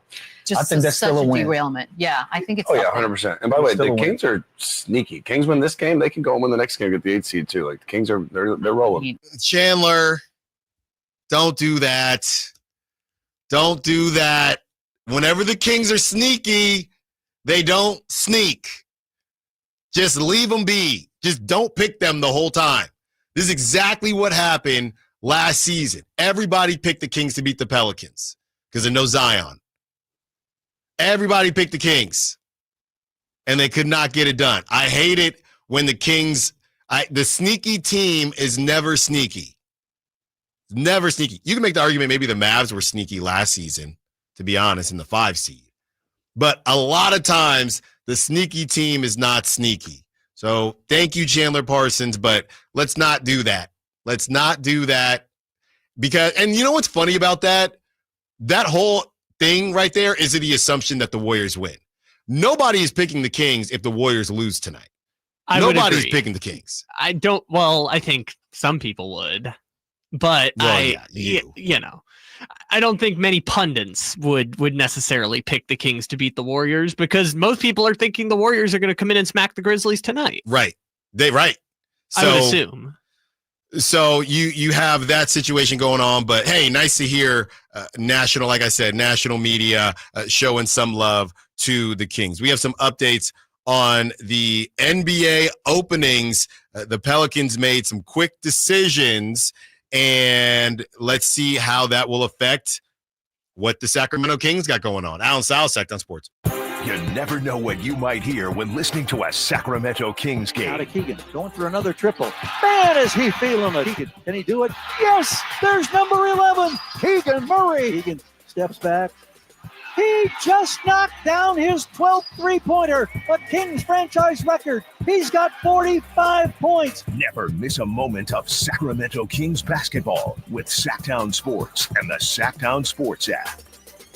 What's going on? We're talking to Chad Hoblet of Hoblet Dodge Chrysler Jeep Ram in Woodland. Chad, what's happening for the Jeep Celebration event? I'm excited about this, or should I say my wife is. $20,000 off MSRP on the brand new 2025 Jeep Wagoneer S. She had a chance to drive one, and she loves it. And I've not heard from anyone who doesn't love their new Wagoneer. And we have a great selection and more on the way. I will admit, I sat in one, and it feels very luxurious. It's nice having such a great option to help get the family wherever they need to go. And if you're looking for something else, we have you covered there, too. People love our new certified pre-owned supercenter with over 200 vehicles available and over 50 under $20,000. Whatever you need, you can get it at Hoblet. Search, select, and save through their whole inventory at HobletDodge.com. Unbeatable prices, unbeatable selection. Nobody beats Hoblet, period. 20,000 total net savings after 14,000 factory rebates and 6,000 dealer discounts. Rebates include 7,000 CDJ federal tax credit offered by third party and subject to change without notice. Consult tax professional for eligibility. Through this net savings, sample VIN 562-884. See dealer for details. Power Business Technology is proud to be a 100% independent, locally owned and managed Toshiba copier dealer. Local ownership cuts out the red tape, allowing ourselves to never be too busy to personally answer the call when our clients need us. Recognized for excellence in service execution, training, and customer service, we're proud to be named a Toshiba ProMasters Elite Dealer since 2021. Contact us today for all your business printing needs at 844-POWER-BZ. That's 844-769-3729, or visit us at powercopiers.com. Keeping your engines healthy means protecting them in season and out. Experts trust Stable to do that, and third-party testing confirms it. Stable is the industry leader in preventing fuel-related issues, no matter if you use it in your car, boat, or outdoor power equipment. In season or out, at every fill-up or when you store, start with Stable. Did you know your skin is the largest organ of your body? Huh? That's why you should shower with Old Spice Super Hydration Body Wash instead of plain old bar soap. Love your skin by super hydrating it with vitamin B3 and glorious notes of vanilla and shea. Did you know that my super hydrated skin is the second largest organ of my body? The first is my heart. Old Spice. Men have skin too. Old Spice Super Hydration Body Wash. 24/7 renewing moisture. With daily use. When I want to stretch out after a long day, my sofa needs to be comfortable, but it also needs to look attractive and inviting when guests come to visit. Hi, I'm Frank LaRosa with a word about Naturewood Home Furnishings. We spend so much time on our living room sofas that we forget they're a focal point and a hint to our decorating tastes. Right now, during Naturewood Home Furnishings sofa sale, you can save on every sofa, including gallery-exclusive custom-ordered FlexSteel furniture. Whether you're interested in a new sofa, sectional, or recliner, you can choose from hundreds of colors and fabrics. Nobody has more styles and choices than Naturewood Home Furnishings. And when it comes right down to it, it's all about choices and always about quality. Shop Naturewood for the look you love at a price you'll love even more. Visit Naturewood Home Furnishings right now for this remarkable sofa sale. Off Highway 50 at Hazel, look for the water wheel. The hot weather is coming. Is your HVAC system ready for it? Let Lee's Air Plumbing and Heating make sure it is. Get to Lee'sAirPlumbingandHeating.com. Check out their $99 HVAC tune-up special. And let me tell you why Lee's Air Plumbing and Heating is the way to go. They took care of me when our heater collapsed over the winter, and Lee's set us up with a great new HVAC system that is providing comfort, value, and quality. Let Lee's Air Plumbing and Heating take care of you. License number 635355.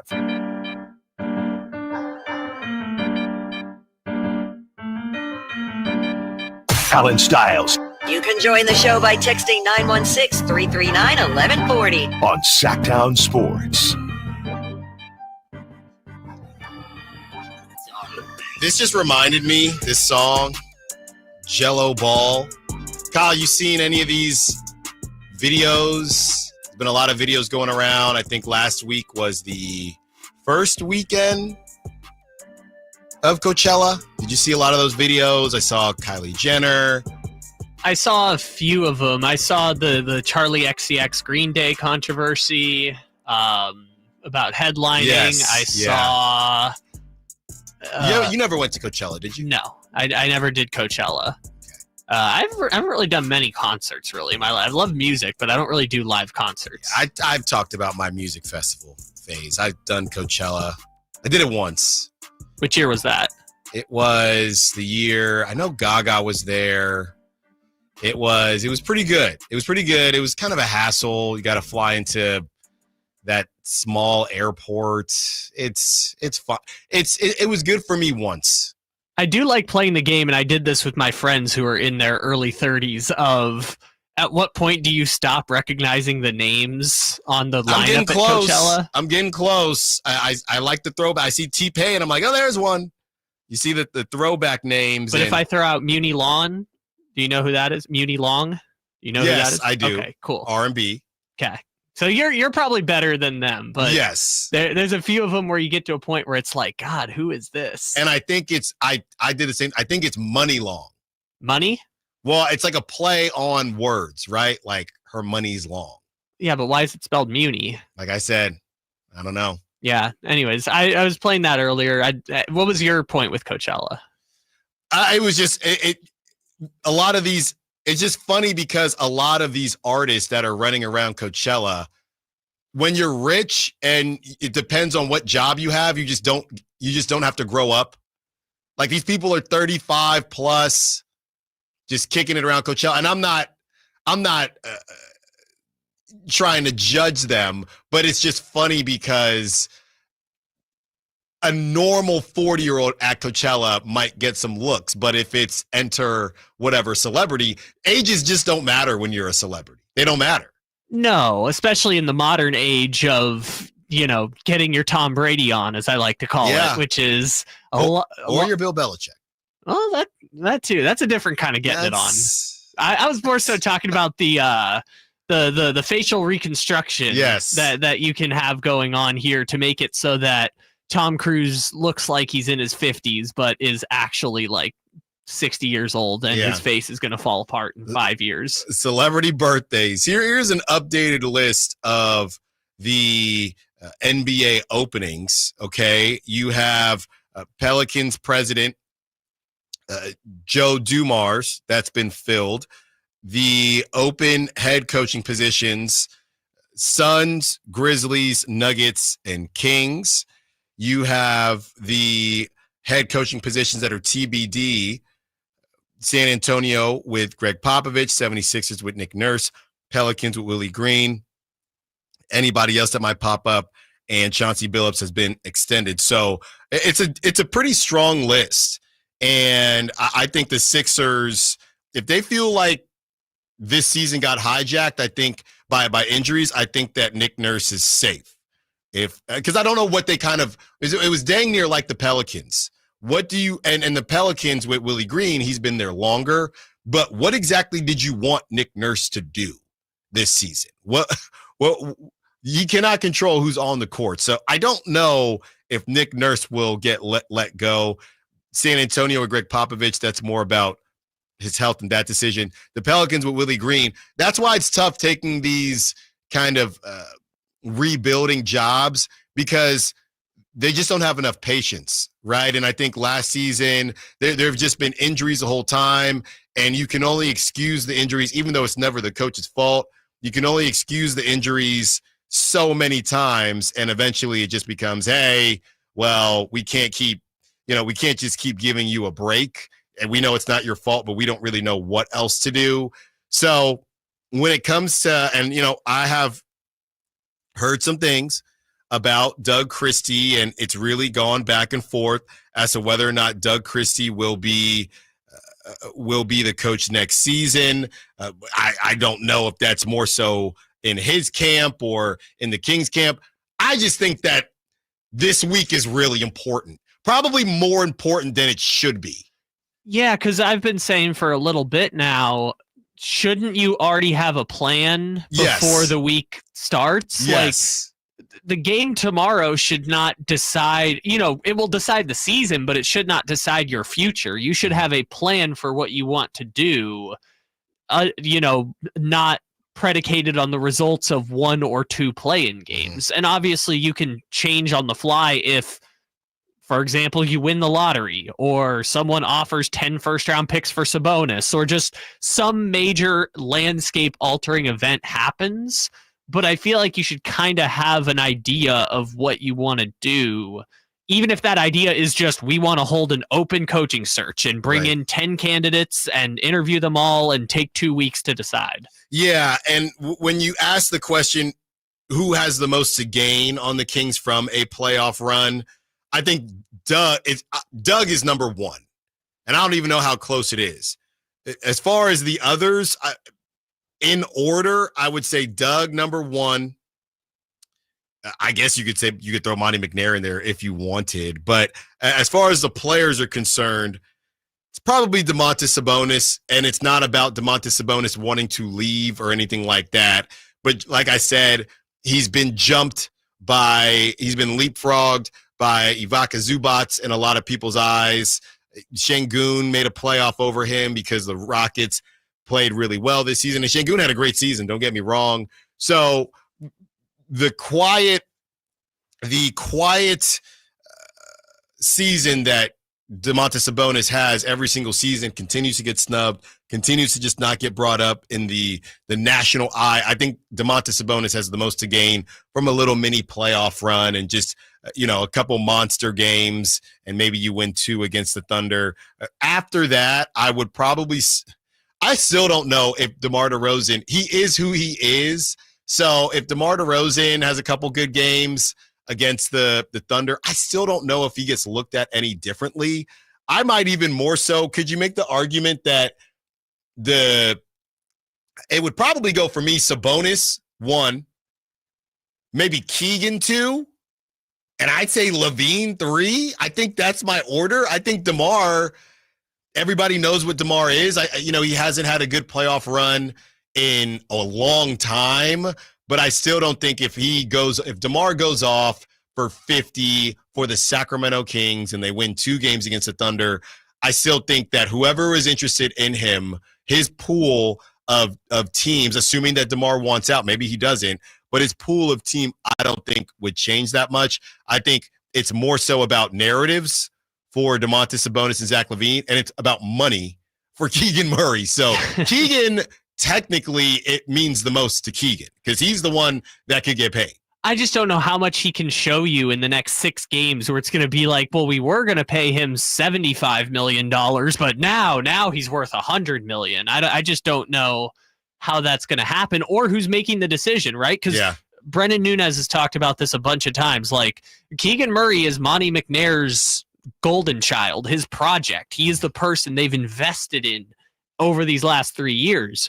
If Monty McNair's offering the contract extension, maybe that goes differently for a person who scouted him, drafted him, developed him, and is now getting the chance to extend him versus if they go in another direction of front office leadership. So there's so many different things at play, even outside of just Keegan plays great in these next 6 games or 7 games, and all of a sudden is worth $100 million. Sabonis 1, Keegan 2, Zach LaVine 3, and after that, DeMar DeRozan. I think that he could open up the pool, maybe a different team. Oh, the Magic are actually willing to grab a DeMar DeRozan because they really need buckets. And the only time I see Jalen Suggs is with Haley Van Lith, by the way. WNBA draft was yesterday. I don't know what injury he has. He's another guy that can be injured. The only time I see Jalen Suggs is with Haley Van Lith. That's the only time. He has a cartilage tear in his knee, apparently. So he's been out for months now. Yeah, I haven't seen him. I saw him at TCU. I saw him in the play. What was it? Haley Van Lith's dad running down the steps and dapping him up. And then he was doing a bunch of content at the WNBA draft yesterday. Super awkward, by the way. Just an awkward interview from Jalen Suggs. But I didn't even see. I saw the Haley Van Lith interview. That one's also there might be something going on there, but yeah, I will say. Well, I mean, she's got to go back to Angel Reese, and that was not a good time for Haley Van Lith. She's been very open about that. Haley Van Lith did not look like she was having a good time, but that could be a whole nother thing. With Jalen Suggs, it is interesting because when the De'Aaron Fox trade happened, we were like, oh, what if they end up with Jalen Suggs? It's like that, whatever. Yeah. He's just going to hang over. She's more famous than him, right? I would say so. Who hit one of the biggest shots in the history of college basketball. And that's kind of the state of men's college basketball, right? He hit the half-court shot in the Final Four, and I would say Haley Van Lith is still probably more famous than Jalen Suggs. Yeah, and I think part of that is what the issue with the WNBA. The women's college basketball is bigger than the WNBA. So what you do in women's college basketball is almost more important. Yeah, but college basketball is obviously not the NBA. So if you don't do you are measured differently as NBA players versus women's college basketball, because more people are interested in women's college in women's college basketball than WNBA right now. Yes. It's just interesting because Haley Van Lith is not even like the star. She like went to 3 schools that all lost in the Elite 8. Like Haley Van Lith is not like this Caitlin Clark level star. Yeah, well, I mean, Louisville, she was balling. The LSU thing didn't work out, but it was a really good run at TCU. When we return, I just saw this, and it's from Hoop Central, and they have the most disappointing player, obviously regular season, the most disappointing player per team this season. Can you guess who they picked for the Sacramento Kings? I think I can. Allen Stiles, Sacktown Sports. Save hundreds on car insurance by checking Allstate first. Like to check for your wallet first before hitting the drive-thru. $6. Sorry, forgot my wallet. I have change, though. Here's 40 cents, another 40. Ooh, a bicentennial. What's that? Oh, gosh. Checking first is smart. So check Allstate first for a quote that could save you hundreds. You're in good hands with Allstate. Savings vary. Subject to terms, conditions, and availability. Allstate Fire and Casualty Insurance Company and affiliates, Smoothbrook, Illinois. The price of gold could surge in 2025. A large bank analyst is calling it the ultimate perceived safe haven asset. That's why thousands of hardworking Americans are getting help safeguarding their money and saving with precious metals like gold and silver. Call 855-838-GOLD to learn about the top-rated precious metals company, Goldco. They're going to give you a free gold and silver kit. Plus, you can also get up to a 10% instant match in bonus silver on qualified orders. Call Goldco at 855-838-GOLD. That's 855-838-GOLD. Performance may vary. You should always consult your financial and tax professional. This is a story of the one. As a maintenance specialist for university housing, he knows college students can major in wear and tear. Plus, housing so many students doesn't leave a lot of room to house all the supplies he needs. That's where Grainger comes in. With over 1 million industrial-grade products and fast, dependable delivery, Grainger carries the quality products he needs so he doesn't have to. From a new door hinge to a whole new faucet. Call, click Grainger.com, or just stop by. Grainger, for the ones who get it done. You know what's better than a limited time deal? An unlimited time deal. That's why the Wendy's $5 Biggie Bag with a Junior Bacon Cheeseburger, 4-piece nugs, Junior Hot and Crispy Fries, and small soft drink is available all the time. Because the best time for fresh, never frozen beef and Applewood smoked bacon is all the time. Duh.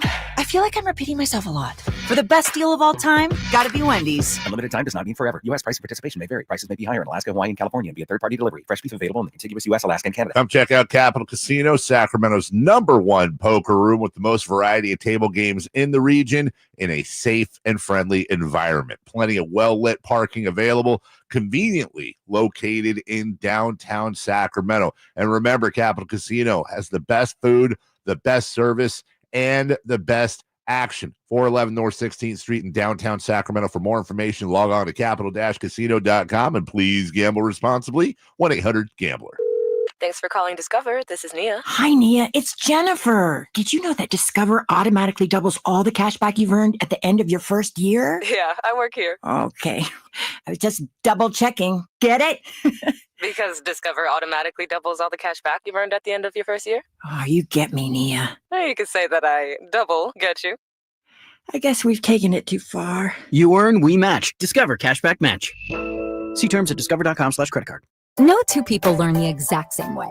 So how did Babbel become the award-winning language learning app? We thought of you, all of you. Take Sierra. As a visual learner, she uses Babbel's wordplay videos. Today I'll share a quick lesson on shopping in French. Merci beaucoup. Keith is a be in the room with real people kind of learner, so he loves the live online classes with our language experts. Okay, class. Vos está pronto. Estamos prontos. However you learn, Babbel makes it easy. Try Babbel for free at Babbel.com, Babbel.com. There's no better time than now to get yourself into a brand new Jeep because it's Jeep Adventure Days at Sacramento Chrysler Dodge Jeep Ram, offering the best deals in town and a selection other dealers are jealous of. Stop on by. They're just off of Business 80 across from Hagen Oaks Golf Complex. Sacramento Chrysler Dodge Jeep Ram. Patrick was way behind on his IRS taxes. I was in way over my head, and the total amount ended up being somewhere just over $30,000. $30,000.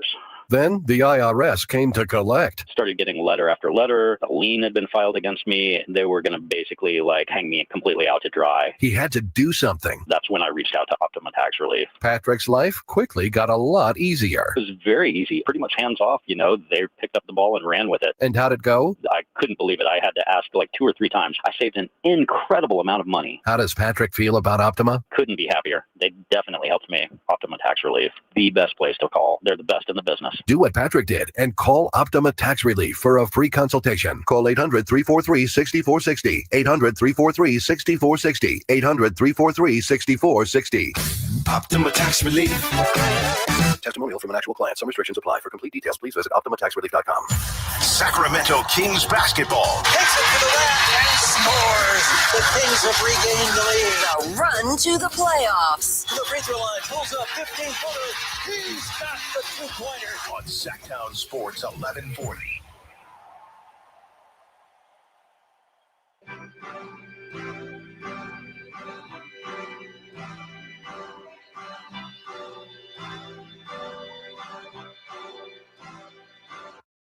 Your home for Kings talk and so much more. Live and local. Allen Stiles on Sacktown Sports. Every team's most disappointing player from Hoop Central. Real quick, John in Elk Grove says, what's the deal with Keon in the offseason? Is he a restricted free agent? What kind of contract will he garner? So, yeah, obviously we're going to break down all this stuff in detail once the season's over. And it's not yet, guys. It's not going to be for a while. But the situation with Keon, as I understand it, is he is eligible. There is a team option. Now, the Kings could decline that team option and then try to give him a larger deal in restricted free agency, or they can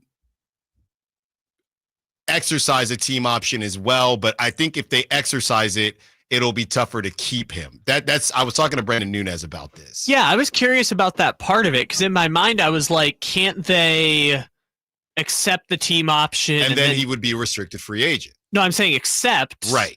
But then he would be unrestricted after the season. But couldn't they just sign him to an extension beyond that contract? Or is there a rule where they can't sign him to an extension on a whatever contract? After an extension, yeah. There might be something there, John. Obviously, we're going to do more work on this. We're still in season mode, but the hope is to keep him, but there is definitely a chance that they don't. That's the easier way to say it. The short answer is they are I'd say 97% likely to accept his $2.3 million team option for next season. Well, yeah, I think the easier way is he should be there next season. Yes. Beyond that, that's where it gets a little squirrely, but he should be there next season. Yes, because he's such a great value next year that I would have a hard time seeing them decline the option. Even if it were to work out another extension, it doesn't make sense because he's only making $2.3 million next year. But unless there's some rule that says you can't extend him otherwise, I don't know about that. But he's like 97% sure going to have that option accepted by the team, and then he'll be an unrestricted free agent on June 1st, 2026. Yeah, I saw Matt George tweet about this. It was last week, and we spoke about it as well. I think if they decline it, it's more so a conversation of, all right, are we going to cash him out now? And what is Keon's value? Right? Because that's when we had the conversation about $14 million a year based on one of the nerd stats that you pulled and things like that. So. Yeah, no, I get that. I don't understand, unless there's a specific term of his contract, why they couldn't just accept the option and then sign him to an extension beginning in 2026, unless there's a rule that says you can't do that because of the contract he signed. Let's table it till the season's actually over. This is not yet. We ain't going home. All right? As far as the regular season, Hoop Central broke down every team's most disappointing player. I'm seeing a lot of Malik Monk coming in on the Sack Chat and the text line. I'm going to make you wait, of course. So I'm going to go through some other names that I just found a bit interesting. Kyle, you want to guess some of these, or are you looking at it? I just looked at it for the first time. I haven't seen the full list, but I just saw Boston was Torrey Craig. Which is funny. I won't look at the rest of the list. So I'll just do a couple that I think are funny. Clint Capella for the Hawks. Kyle, who was the most disappointing player on the Hornets? It's got to be, well, actually, there's a lot of choices, but it's got to be your guy, Tajon Salon. Yeah, it is. Yeah, it had to be. It is. The number 6 pick in the draft, who was just terrible. Yeah. The Golden State Warriors, I think they got this wrong, but the Golden State Warriors, who do you think they have? Kuminga? It should be Kuminga, but it was Brandon Podziemski, which I do not agree with. Not a bad shout. Lakers, this should be an obvious one. It's probably Gabe Vincent. It is. It is Gabe Vincent. The Miami Heat. It's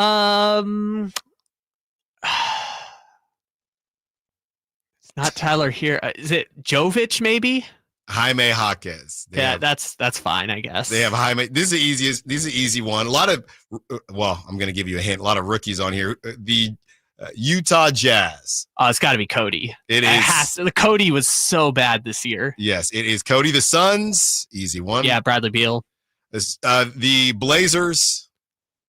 Jeremy Grant. Scoot Henderson.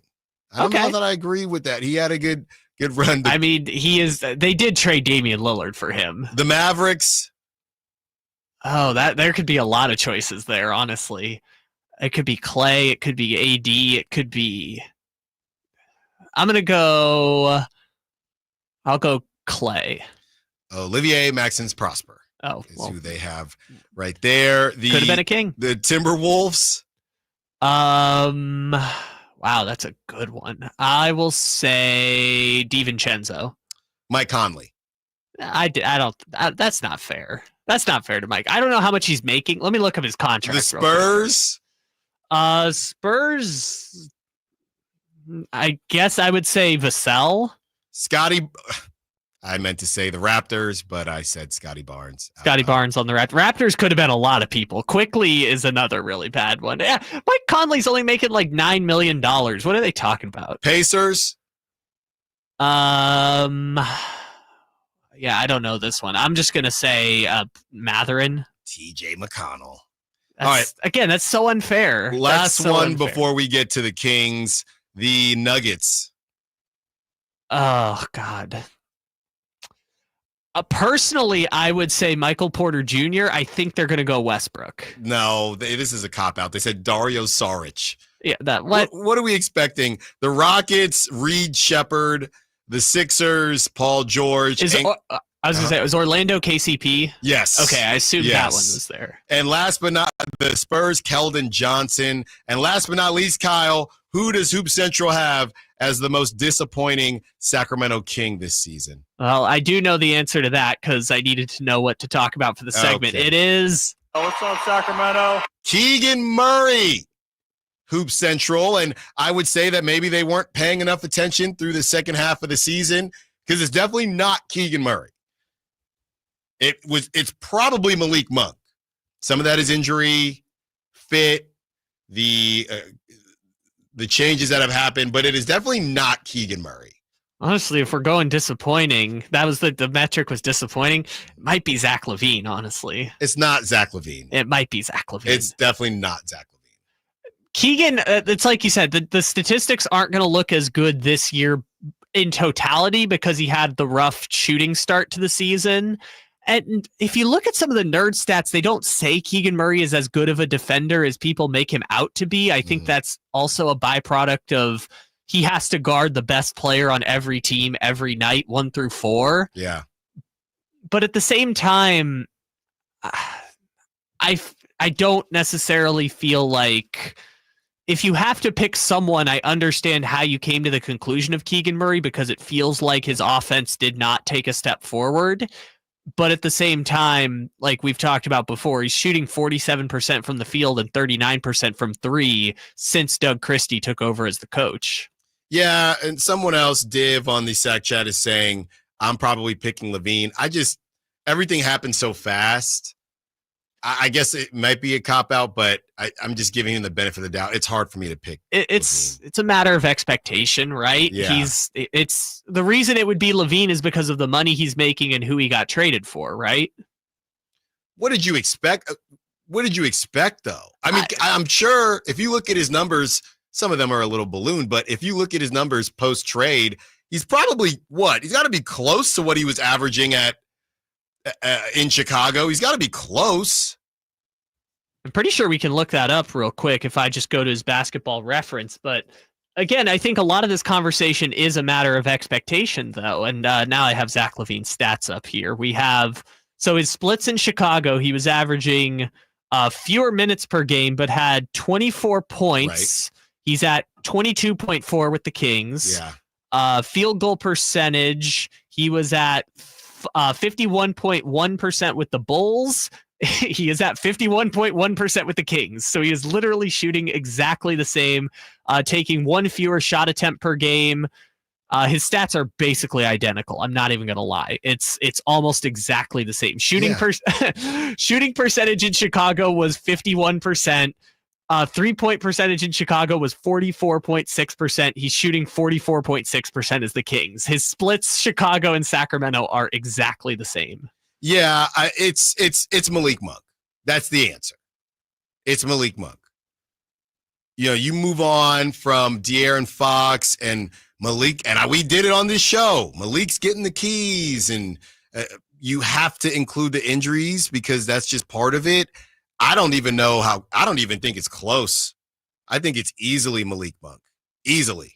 I think, yes, injuries included, but like we've talked about before with Malik, it's so hard when they've put him in a position to fail. And obviously he came back and people are excited about that. The contract was more reasonable than some people believed it was going to be. But he's also gone from being on the bench to start the season to taking over as the starter to Mike Brown then getting fired to then the interim beam team. He's the starting point guard and then he's not the starting point guard. And now he's coming off the bench and then you factor in the injuries. Like you said, he's not been put in a position to succeed, which is why I have a hard time saying he's just an outright disappointment. Yeah. And it's tough too. You know, I love Malik and we were at the game and the Kings and Kaiser Permanente presented Malik Monk with the 2025 Community Crossover Award for a second consecutive year. And, you know, he was recognized with the prestigious honor, which celebrates a Kings player who demonstrates excellence both on the court and in the community. It feels like he really does love Sacramento. So whenever I talk about Malik, I feel like I got to compartmentalize and caveat a lot of the stuff I'm saying. But we had conversations about, hey, well, he's the point guard now, and it just flopped so poorly. Let's think about it like this. When that trade first happened, Doug wasn't running around saying the Kings don't have a traditional point guard. They wanted it to work with Malik, and it just didn't. It did not. So it's probably Malik for me, but, you know, you got to understand sometimes you have to just separate things and hope that Malik comes back next season even stronger, or maybe this season if the Kings keep playing. How many different starting lineup combinations did the Kings use this year, and which ones were the most successful? Will we be able to see that lineup tomorrow night? Allen Stiles, Stockton Sports. On the move? Got somewhere to be? Take Sacramento Kings basketball with you. The Sacktown Sports app will let you stay connected to your passion. Never miss a moment of Sacramento Kings basketball with the Sacktown Sports app. I'm Ken Korak with your Green and Gold Report, brought to you by Comcast Business, powering possibilities. Well, there's nothing more exciting for a team than to see the potential of a number one pick come to fruition. Now, we know it's early, it's just after 11 games, but Tyler Soderstrom from Turlock High was number 3 in the American League in batting at .381 and tied for first in homers with 6.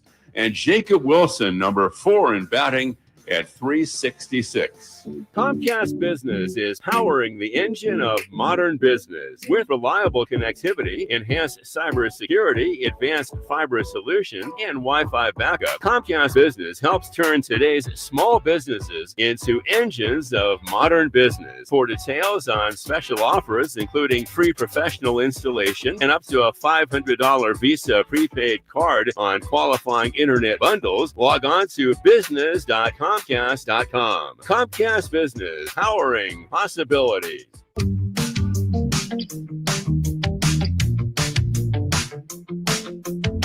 Your home for Kings talk and so much more. Live and local. Allen Stiles on Sacktown Sports.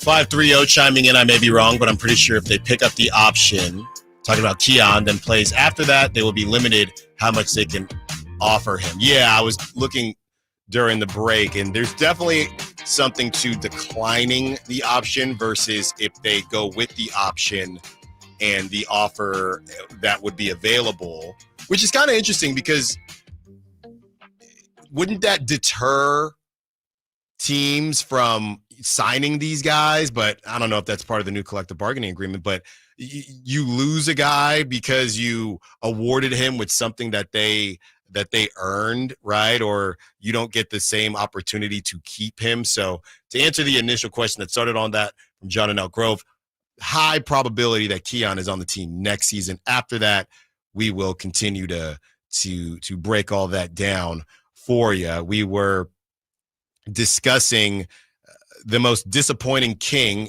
Hoop Central put out something that had the most disappointing player from each team, and they selected Keegan Murray. And I think, Kyle, we both disagree with that.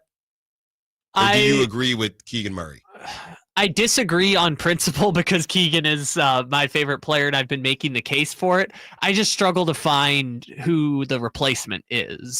So because of the situation that Malik was put in, you're not going Malik. But I could say the same thing about Keegan Murray, which is tough, although I was hoping Keegan Murray would blossom into a number 3 scoring option and be playing best defense on the team, and there would be no qualms about giving him $100 million this offseason. And which is a hefty expectation, obviously, but right. I disagree with Keegan being the most disappointing, but I don't know who I would swap out for. Fair enough. A lot of shouts on Malik Monk, and I get it. I get it. How many different starting lineups did the Kings use this year, and which ones worked, which ones didn't? 18 different combinations of starting lineups, 6 with the interim beam team. That is after the trade deadline. The most common lineup this season, Monk, DeRozan, Keegan, Sabonis, and either Fox or Levine. That was the starting lineup for a lot of the season. Played in only 32 out of 82 games, 39% of the games. They went 10-10 with De'Aaron Fox. They went 7-5 with Zach LaVine. So a little bit better for whatever it's worth.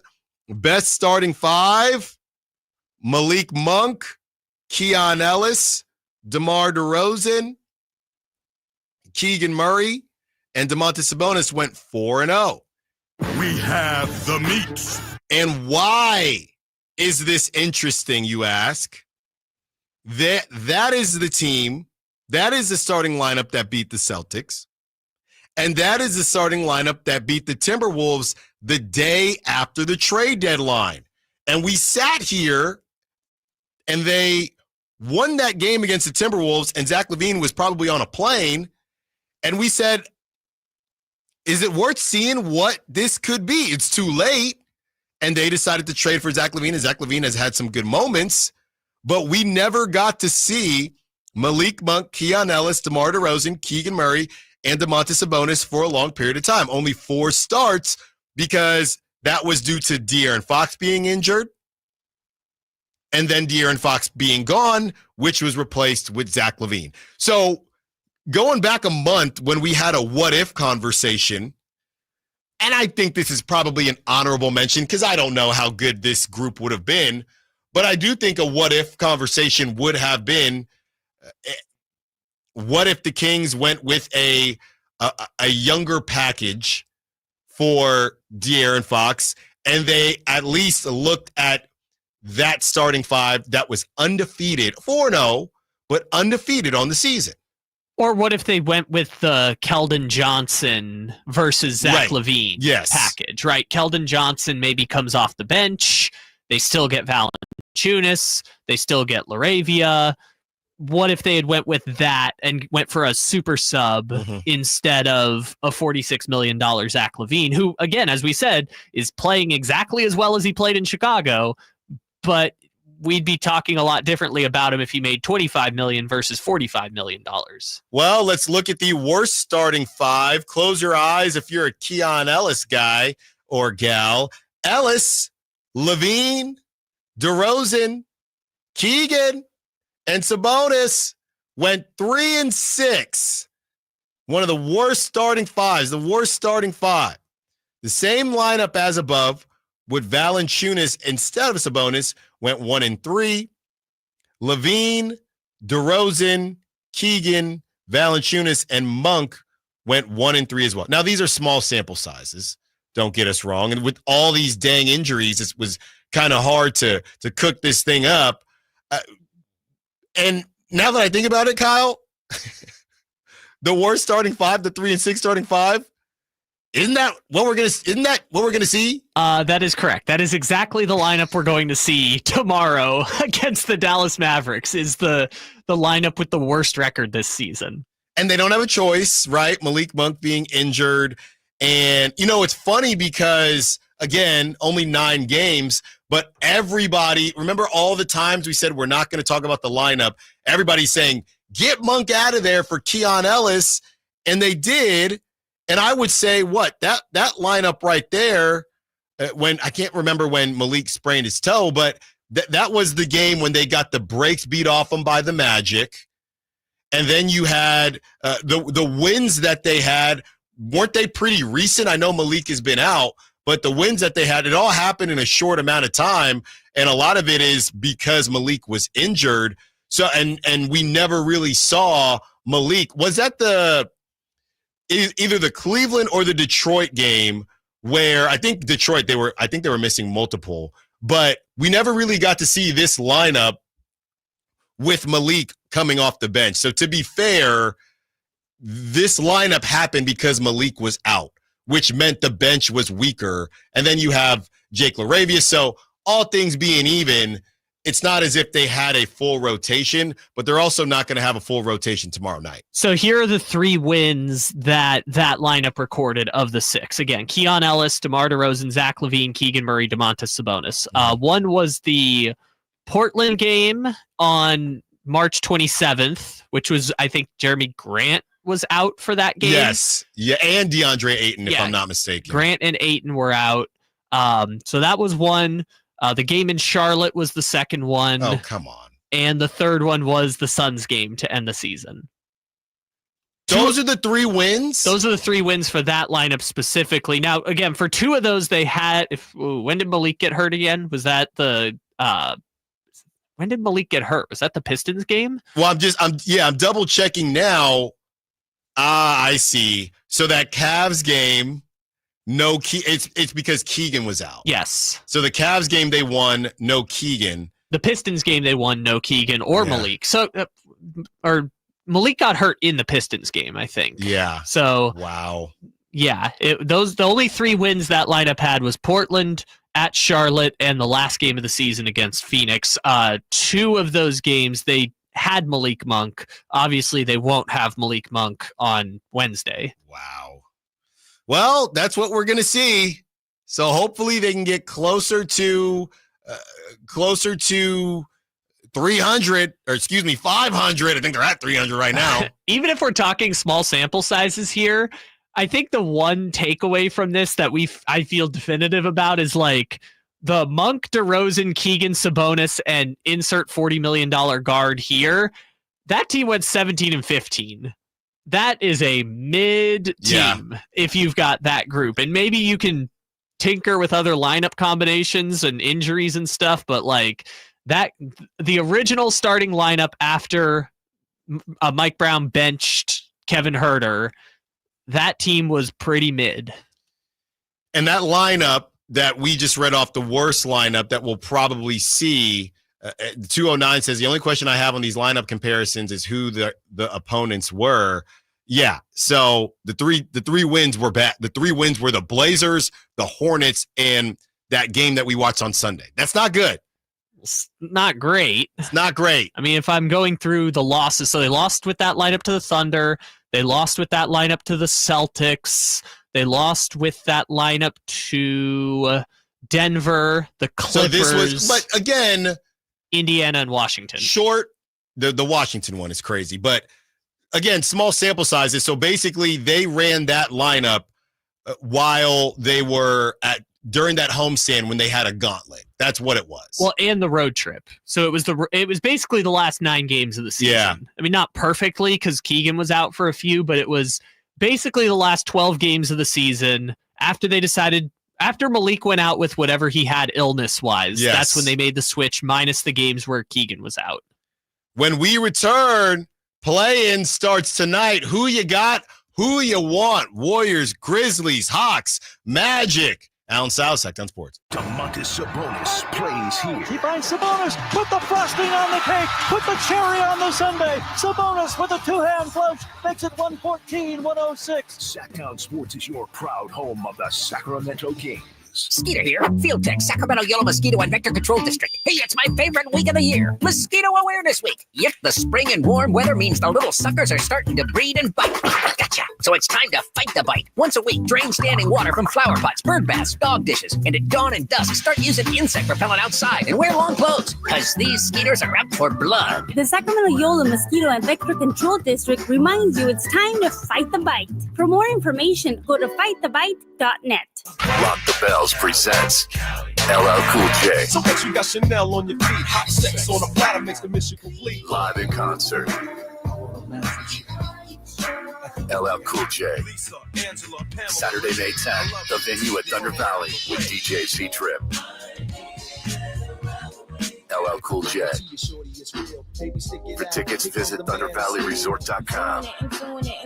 Don't miss LL Cool J live. Spring is here, and that means gigantic savings for all your oil change needs at Jiffy Lube today. Get a $25 gift card with the purchase of any Pennzoil Platinum full synthetic oil change through May 31st at your local Jiffy Lube service center in the greater Sacramento areas. And don't forget about the additional $30 off online coupon at jiffylube.com. Terms apply. Valid email address required. See pennzoil.com/rewards for details. Jiffy Lube, huge spring savings for you today. Are you tired of your tee shots ending up in the adjoining fairway while the rest of your foursome is hitting it down the middle?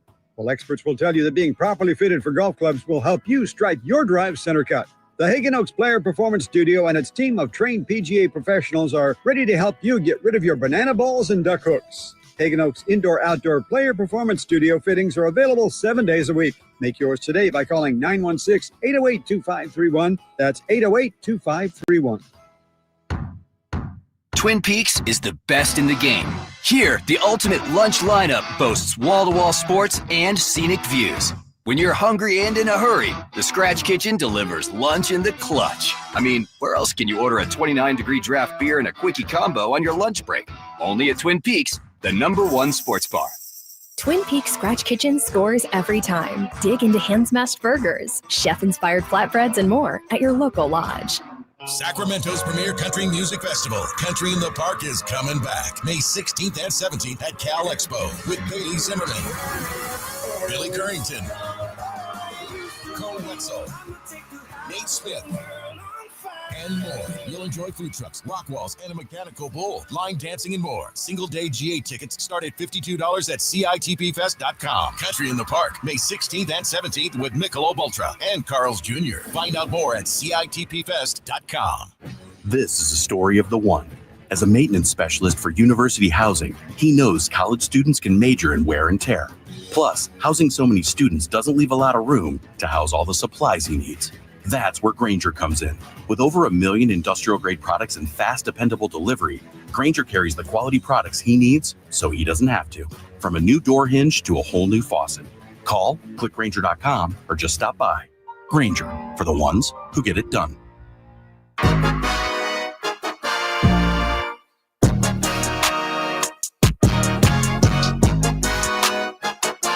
Allen Stiles. Watch the show on youtube.com/Sacktown Sports 1140. Or listen on the Sacktown Sports app.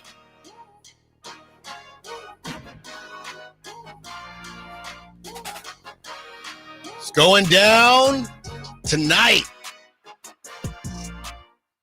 We were talking about the most disappointing King this season. Hoop Central selected Keegan Murray. I disagreed. Kyle wanted to disagree, but didn't want to go in the direction of Malik Monk, which is where I went.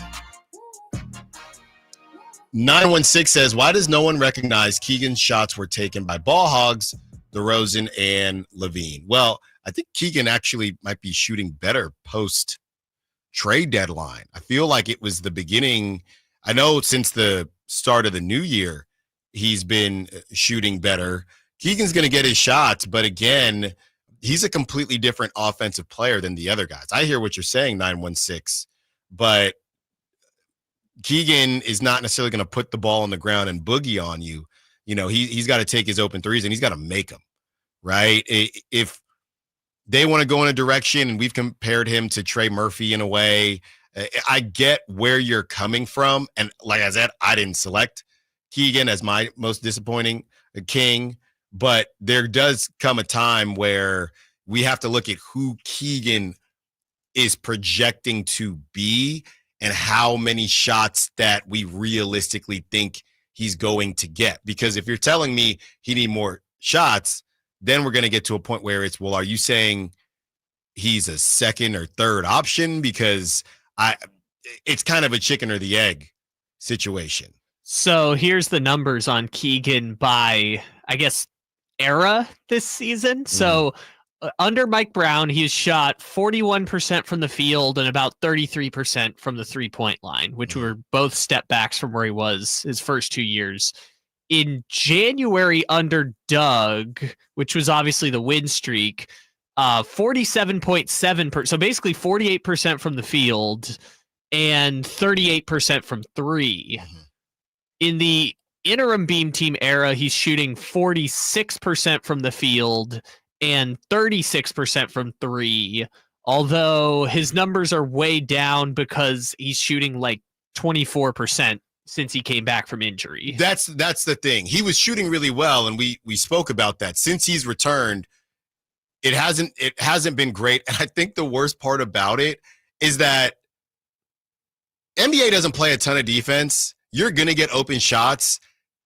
Keegan gets a lot of open shots. At least that's what the eye test tells me. It feels like he gets a lot of open shots, and because he's open, it burns even more, even though nobody's going to shoot 100%. There was a game, one of these most recent games against a better opponent, and they had an opportunity, or it was against the Clippers. It was against the Clippers. And it was wide open three, a couple wide open threes that Keegan misses, and it burns you more because you're just watching him wide open, and that's kind of his calling card. So that's tough. I know it's not necessarily fair, but that's why I think it burns even more when Keegan misses shots, because based on their offense, he gets a good bit of open looks. So since the start of the road trip, which was against Orlando, he played in 6 games. He missed 3 with injury. Mm-hmm. But since the start of that last road trip, Keegan's shooting 10 for 30 or 11 for 40 from the 3-point line, which is approximately 27%. Now, that's not great. That's not great. And, like I said, he was hot at the beginning of the year. He's kind of cooled off a bit. Obviously, some things have changed. It's really been about the injury, and it's tough. It's tough, but he can make up for everyone that is playing tomorrow, and hopefully on Friday can all make up for it. Speaking of who they could be playing on Friday, the Grizzlies and the Warriors do battle tonight. Moses Moody, who has been starting for the Warriors, questionable with back spasms. Can somebody chime in? We got 30 more minutes left, less than that. Whitey Gleason's coming in about 10 minutes. What does a back spasm feel like? Has anybody ever had a back spasm before? So Whitey in 10 minutes is going to talk us through what a back spasm feels like. Because it seems like it comes up a good bit in sports and in life. I've never had one. I don't know, knock on, I'm going to find some wood in here, knock on wood. I'm just curious. What is that? You just wake up and my back. It's spasming. I'm sure something like that. So Moses Moody, who has been starting for the Warriors, he's even gotten a couple nods. He's obviously not going to be in the conversation, but most improved player. But he's also just played really well this season. They're finally giving him playing time. They got him on a really good steal, I would say. What was it? $39 million for 3 years. That deal that he signed in the offseason. So we'll see what happens there. That's a real rotation player. Is it buddy time? Oh, it can't be after the last game ended. Is it buddy time as the Warriors went to buddy time to stay out of the play-in, and Buddy said, nah, we're going to kick it in the play-in. So they could choose between, I'm looking here, GP2, it might be GP2. He knows his role. It might be GP2. Could be Buddy. I don't think it would be Guy Santos or anybody like that, but I think it's going to be GP2. So who are you assuming are starters other than Moody? It's Jimmy Butler, Draymond Green, Steph, and Podziemski. Podziemski's been starting. Okay. Yeah. And they've been running Moses Moody. It's a small team, man. It is a small team. Well, do you think against Memphis they would potentially go with Guy Santos or Quentin Post as the start? Zach I guess Edey. it'd be Quentin Post. They could move Draymond back to the 4. So that's if Moses Moody is questionable. They've been trying and they've played really well. So they've been sticking to their starting lineup regardless of some of the bad losses that they've had. So Moses Moody questionable with back spasms, which Whitey Gleason will describe to us on the other side. And as far as the Grizzlies are concerned, Ja Morant is playing, I would assume. I think we would have heard. Yes. The joke is finally over. Obviously, Jalen Wells, who had that really scary fall not too long ago, he's out. And Brandon Clark is out. Brandon Clark, he's been out. And Zion Pullen, it won't be Pullen tonight. He's out. And no Yuki. And no Yuki, yes, Kyle, as well. So besides Moses Moody, pretty straight up. A straight up game. Winner goes into the playoffs. Well, a straight up game without Jalen Wells. Yes. But to be honest, I do feel like Jalen Wells. I was watching a couple Grizzlies games since Ja got back, and it feels like everybody is going to have to sacrifice at some point. It felt like from me watching that them going back to the Ja Morant thing kind of took away from the Jalen Wells thing, and he hadn't been playing as well and hadn't been as big of a part. Now, obviously, they're going to miss him. Don't get me wrong; he's a rotation player as a rookie, but he hadn't been doing what he was doing against the Sacramento Kings. You think they will be able to replicate his production potentially with the, Scottie Pippen Jr. with this with this throwback new offense that they've been running since moving on from Taylor Jenkins? I think it's going to be a closer game than people would imagine. We talk about how comfortable you can be. And I think the Grizzlies are, even though they've been playing pretty poorly, are fairly comfortable in the Bay. There's a rivalry aspect there. I know a lot of that was Dylan Brooks, but I think this is going to be a barn burner, man. I think this is going to be a really good game. Have you peeked at the spread yet? I have not. All right, we want to guess the spread. We'll start off with Grizzlies and Warriors. I've got it right in front of me now. What is your guess? Grizzlies, Warriors. What's the spread? So I saw it. Did you see this? It was in December.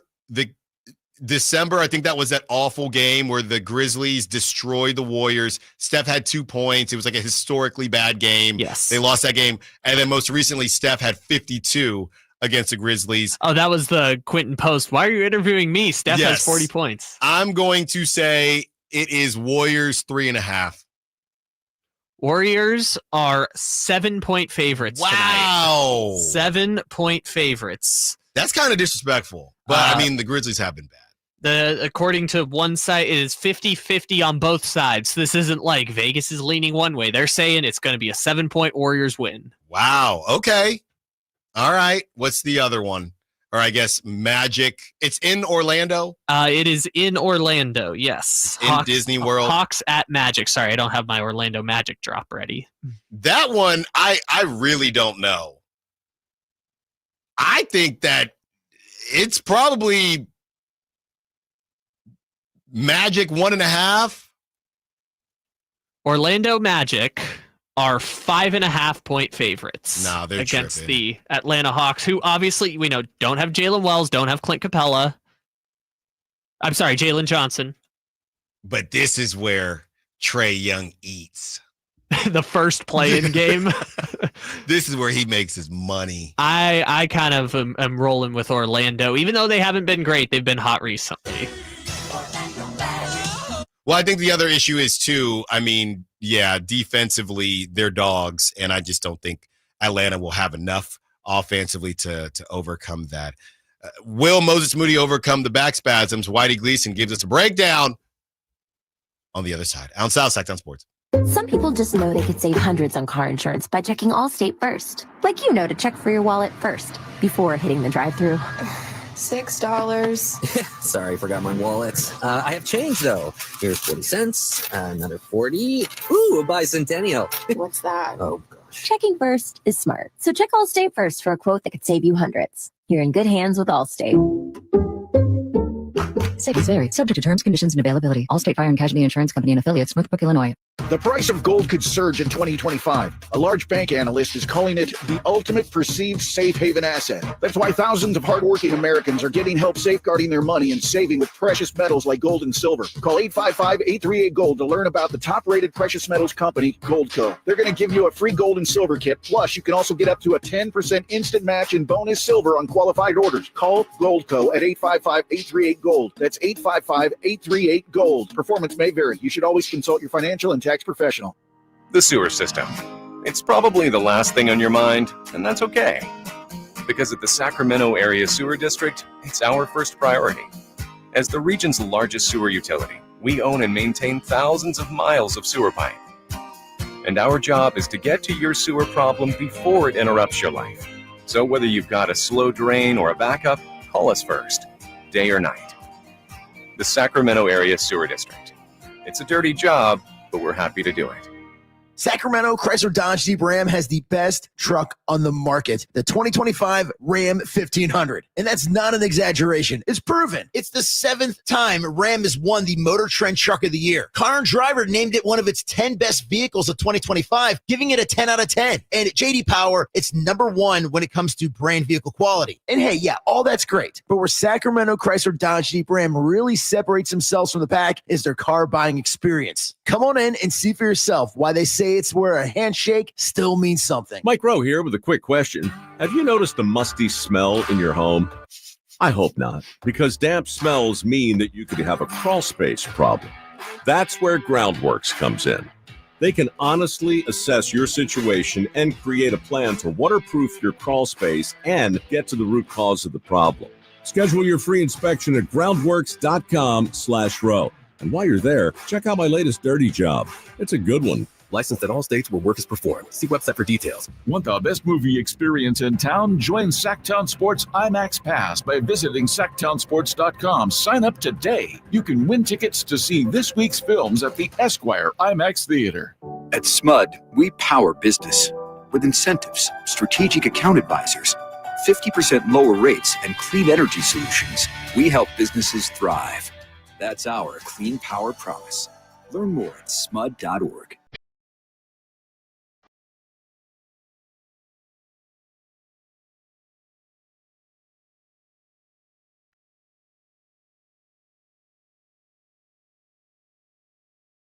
Allen Stiles You can join the show by texting 916-339-1140. on Sacktown Sports. All right, Whitey, before we get to the back spasm, am I back? I got to back spasms. No, let me scoot up. 80% of people experience back spasms, Allen. Well, hopefully I'm not. I haven't been one of them, and I still haven't found that word. But here we go. That what? Whitey. Oh, there's some back there. Nice shirt. Thank you. Look at you. Thank Team you. Player. Mm-hmm. Whitey, are you willing to go on the air with what you said during the break? I probably will eventually, so sure. I mean, when we talked about it on the show today, I heard you guys talking about it. What was it, Bleacher Report? No, Hoop Central. Hoop Central? Yes, I can send you the link. No, Jay sent it to me earlier, and then I heard you guys talking about it. I think you heard me talking about it. I did, but first I got this. We could check the timestamp. Hoop Central, yes. The most disappointing King to me was DeMar DeRozan. That's crazy to me, Whitey. Because I know he put up numbers, but I don't think he made the team. I don't think he improved the team as much as I hoped he might. So I was disappointed. Mm-hmm. Is Malik anywhere on your list? I hadn't considered that till you said it, and I see where you're coming from. He didn't have a great year shooting the ball. Mm-hmm. Mm-hmm. Okay. Fair enough. All right. Now that that's out of the way, can you describe a back spasm? Your back hurts. End of story. Oh, my back hurts. Oh, Well, what's a spasm? It's when the muscles tighten up when they go. Is it like a? Sometimes it's just Is sore it back. Is it like throbbing? I hope no one on the YouTube cuts what Alan just did. I know, especially with what he said a short time before that. Is it like a throbbing? Can be. Yeah. Okay. Yeah. There's a lot of muscles back there. If you had it's a throbbing. If you had a play-in, I don't want to be on this show anymore. If you had a play-in game to get into the playoffs, you wouldn't be able to play with them? Depends. You might play, but you might be limited with your mobility, in which case your coach might not want to play you. All right. You can get shots and pills and things, but it's very painful. I know you Sometimes. I know you listen to the show, and I listen to your show, and we are listeners to each other's show. Did you catch Did you catch? Like I'm watching Sesame Street. Yes. Did you catch our segment about Kyle's insanity about wanting to face the Warriors? Insanity. I'm with him 100%. I knew you would be. Well, if you listen to the show, yes, I've been saying that you would be since last week. I understand why people are. What is your reasoning? I just think the drama would be so much fun, and it's going to be hard when you look at where the Kings are to do anything this year that anybody really feels great about. If they get out of the play-in, we'll all feel like, yeah. Then you play OKC. You never know, but if you beat the Warriors, you've made a mark in Kings history. Okay. Yeah, that was. I was almost convinced. I was close to being convinced, but not totally. All right. I understand. Yeah, it's a very, rational position. I don't want to play them because of late they've been beating the bejeebies out of the Kings, and I don't want to go through that again. I say, bring it on. Yeah. Sounds like Mr. Ledbetter is with me. They're your rivals. Yeah. I would rather die with honor than ever say I would avoid the Golden State Warriors. What we're really saying is if you're going to lose in the first round anyway, let's leave with something. That's not what I'm saying. That's what both of you are saying. Losing to the Warriors would be painful. No. I'm saying what you're saying is, hey, if we're going to lose to the Thunder anyway, beating the Warriors would be more notable. I guess in a way I'm saying that. I mean, you're not saying that, Kyle, but maybe in a roundabout way I'm saying that. I'm just saying I want to play the Warriors. It would be significant. There's so much drama. And what if they lose? What's right now. Because who cares? Because they're going to lose to the Thunder anyway.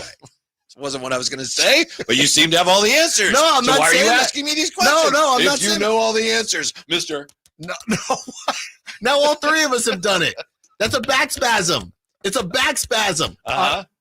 Let's go. Is it like a rock, paper, scissors? Back spasm. You looked at me do scissors. You cheated, and you still did the same as me. Alan doesn't know how to play rock, paper, scissors. I do with he couldn't. What did you? It's rock, paper, scissors, shoot. That's how you actually do it. The position I rock, have. paper, scissors, shoot. The position I have is indiscriminate of what happens in the next round. I am specifically speaking of the play-in. It has nothing to do with getting to OKC or not getting to OKC. Look, I'm just saying, right now, I have the choice of who I want to pick. Tomorrow, I won't have that choice. But for now, I would rather play the Warriors. If we get to tomorrow and they play the Grizzlies, because the Grizzlies lost, I'll be like, yes, I want them to beat the Grizzlies. I want something that'll bring Kings fans together. Yeah. Again. Mhm. I understand why we've been divided. Yeah. And that, at least for a brief time, would bring Kings fans together. And if they won, I think it would bring we're us not together. divided. Yeah, Kings fans are divided. What are they divided on? Whether you should make the playoffs or keep the draft pick. I understand. Again, I understand it. I'm not saying it's terrible, but fans are so divided. Some fans are trying to be optimistic, and some fans are like, no, I'm out on this team. It's also the reason why you won't talk about De'Aaron Fox. I talk about De'Aaron Fox all the time. So it would be healing if they played the Warriors and beat them. Yeah. That's what it was last season, too. Yes. But this would be different because it would be to get into the playoffs. Right. And it would knock them out again. And we got reminded on the text line that Draymond had said they're winning the championship. What does Draymond say? He's got what? He got hit in the neck in the last game. Yeah. Jimmy Butler got a Charlie horse. Knee in the thigh, and then Steph has a bad thumb, and then Moody with the Well, Amid Rock said a back spasm is like a Charlie horse for your back. Yeah. He's right. Of course, he's from Vallejo. You would know. I'm just saying. So back You probably spasm. had it. Moses Moody's like 23. What's he got a back spasm for? How about taking charges from Zion Williamson for 3 years? I first back spasm I was like I was 15 or something. I was like, oh my goodness. At what is 15? That? Yes. So if I haven't had one yet at 35, does that mean I'm in the clear? No. Like did I skip over the back spasm? You're not even unk yet. You're in back spasm denial. You've had them. You're like, I don't have those. No, I have not. Well, good. I got a strong back. Good. I do lat pulls. Mm-hmm. Kyle Ledbetter has a sore back from carrying you for 4 hours. Oh, wow. You think of that one all on your own there? Pretty much. I've used it before. Did you see the Giants are 12-4? Yeah. It's pretty good. They're exciting. They're off to a really good start. Buster What are they in Posey. first place by 5-6 games? I mean, 12-4. They must be dominating. How many games are they in first place by? NLS, best division. It's best division in baseball. I know. Is it? It's the best division in baseball. Yes, it is. It pretty much is. What division's better? You're right. I was just trying to be contrarian. No, see, and that's what this turns into. So I know you want you guys are claiming that you want the Warriors. I'm on record. Because you're just trying to. Do you think they'll actually lose tonight? The Warriors? Yes. Probably not. They've played well against the Grizzlies, and there's no Jalen Wells, who would probably be guarding Steph. But you never know they have looked a little feeble over the last couple of weeks. Like maybe things are catching up with them a little bit. I know Draymond says we're not senior citizens. Yes. But they are, basketball wise, some of them kind of are. How about that Draymond? I know you were at the game, but did you see when they were down 2 in overtime when Draymond smoked that layup and he leaned I came back? home and then How bad was that? It almost looked like he was trying to draw a foul or something. Or yeah. It was Draymond, you don't want to go to the line. You don't want to go to the line, and that's just make the layup. So I think anything can happen. I think this is where Ja Morant kind of makes a name for himself. If Jaren Jackson Jr. gets hot from 3, you never know, man. Yeah, you that's really a never talented know. Team. By the way, my new thing for Ja is, forget the grenade. I want to see him do an imaginary water balloon. Like fill it up and then carry it over and then throw it and then like his teammates would have to pretend like they got splashed on. Yeah. You remember the name Jalen Slauson? Yes. So he's on the Magic now. Osceola, Yes, he's on the Magic. And Brendan Nunes sent me a video in the G League Finals. He made a three and did the Ja Morant grenade celebration. I don't have as much of a problem with it as No, I thought it was funny. Yeah. I thought it was funny. I don't know why he's doing it. No, I don't either. I don't either. I think I saw, and we were watching, I think I saw somebody did it in a spring game. College football. It's everywhere now. Really? It's everywhere. I'm going to do it when I come into the show tomorrow. If the Grizzlies win or lose, I don't know. By the way, happy anniversary. The Kings and Warriors opened that playoff series on this That's stage right. years ago. Yeah. And you won it again. Yes. You won it again. Wouldn't be a series this time. You guys are so full of it, man. You're so full of it. Everyone agrees with me. We learned that today. All right. 209. I was just reading some text about a back spasm feels like you're flexing a muscle as hard as you can, but can't let go. All right. It feels like someone has a screwdriver and they're pounding it into No, the spine. oh, come on now. It does. It's like you got a screwdriver and it's like, and they're with a hammer. Yes, exactly. Come on. It can be very sharp and debilitating. I'm not saying it's not. Moses, we'll see what happens tonight. I only asked. I had never experienced. It's kind of an umbrella term. It can mean a lot of things. Kind of like flu-like symptoms. Yes. Right? Yes. Flu-like symptoms can mean a lot of things. Like, how come Jordan's not playing? Oh, his flu-like symptoms. Oh my goodness. Mm-hmm. All right. Well, Whitey Gleason, no flu-like symptoms here, and maybe a back spasm here or there. Oh, constantly. No. They are my constant companion. Whitey Gleason, Kyle Draper, Jay Johnson, the Drive Guys coming up next. Thanks for listening to the Allen Stiles Show. Thanks to Kyle, as always, all the callers, texters, sack chatters. Eric Martins, third base coach for the Athletics. Go check out that interview on YouTube or the Sacktown Sports app if you missed it. This was a fun one. They always are. He's in Chicago right now, South Side. I think. But yes. I like him. A's taking on the White Sox. I found a way to talk about myself, of course, as I always do. And my game splits, which I sent you my stats as well. Drive Guys coming up next, getting you ready for some play-in basketball. Until tomorrow, secure the bag. Like the beat. Gotta go. Thanks for calling Discover. This is Nia. Hi, Nia. It's Jennifer. Did you know that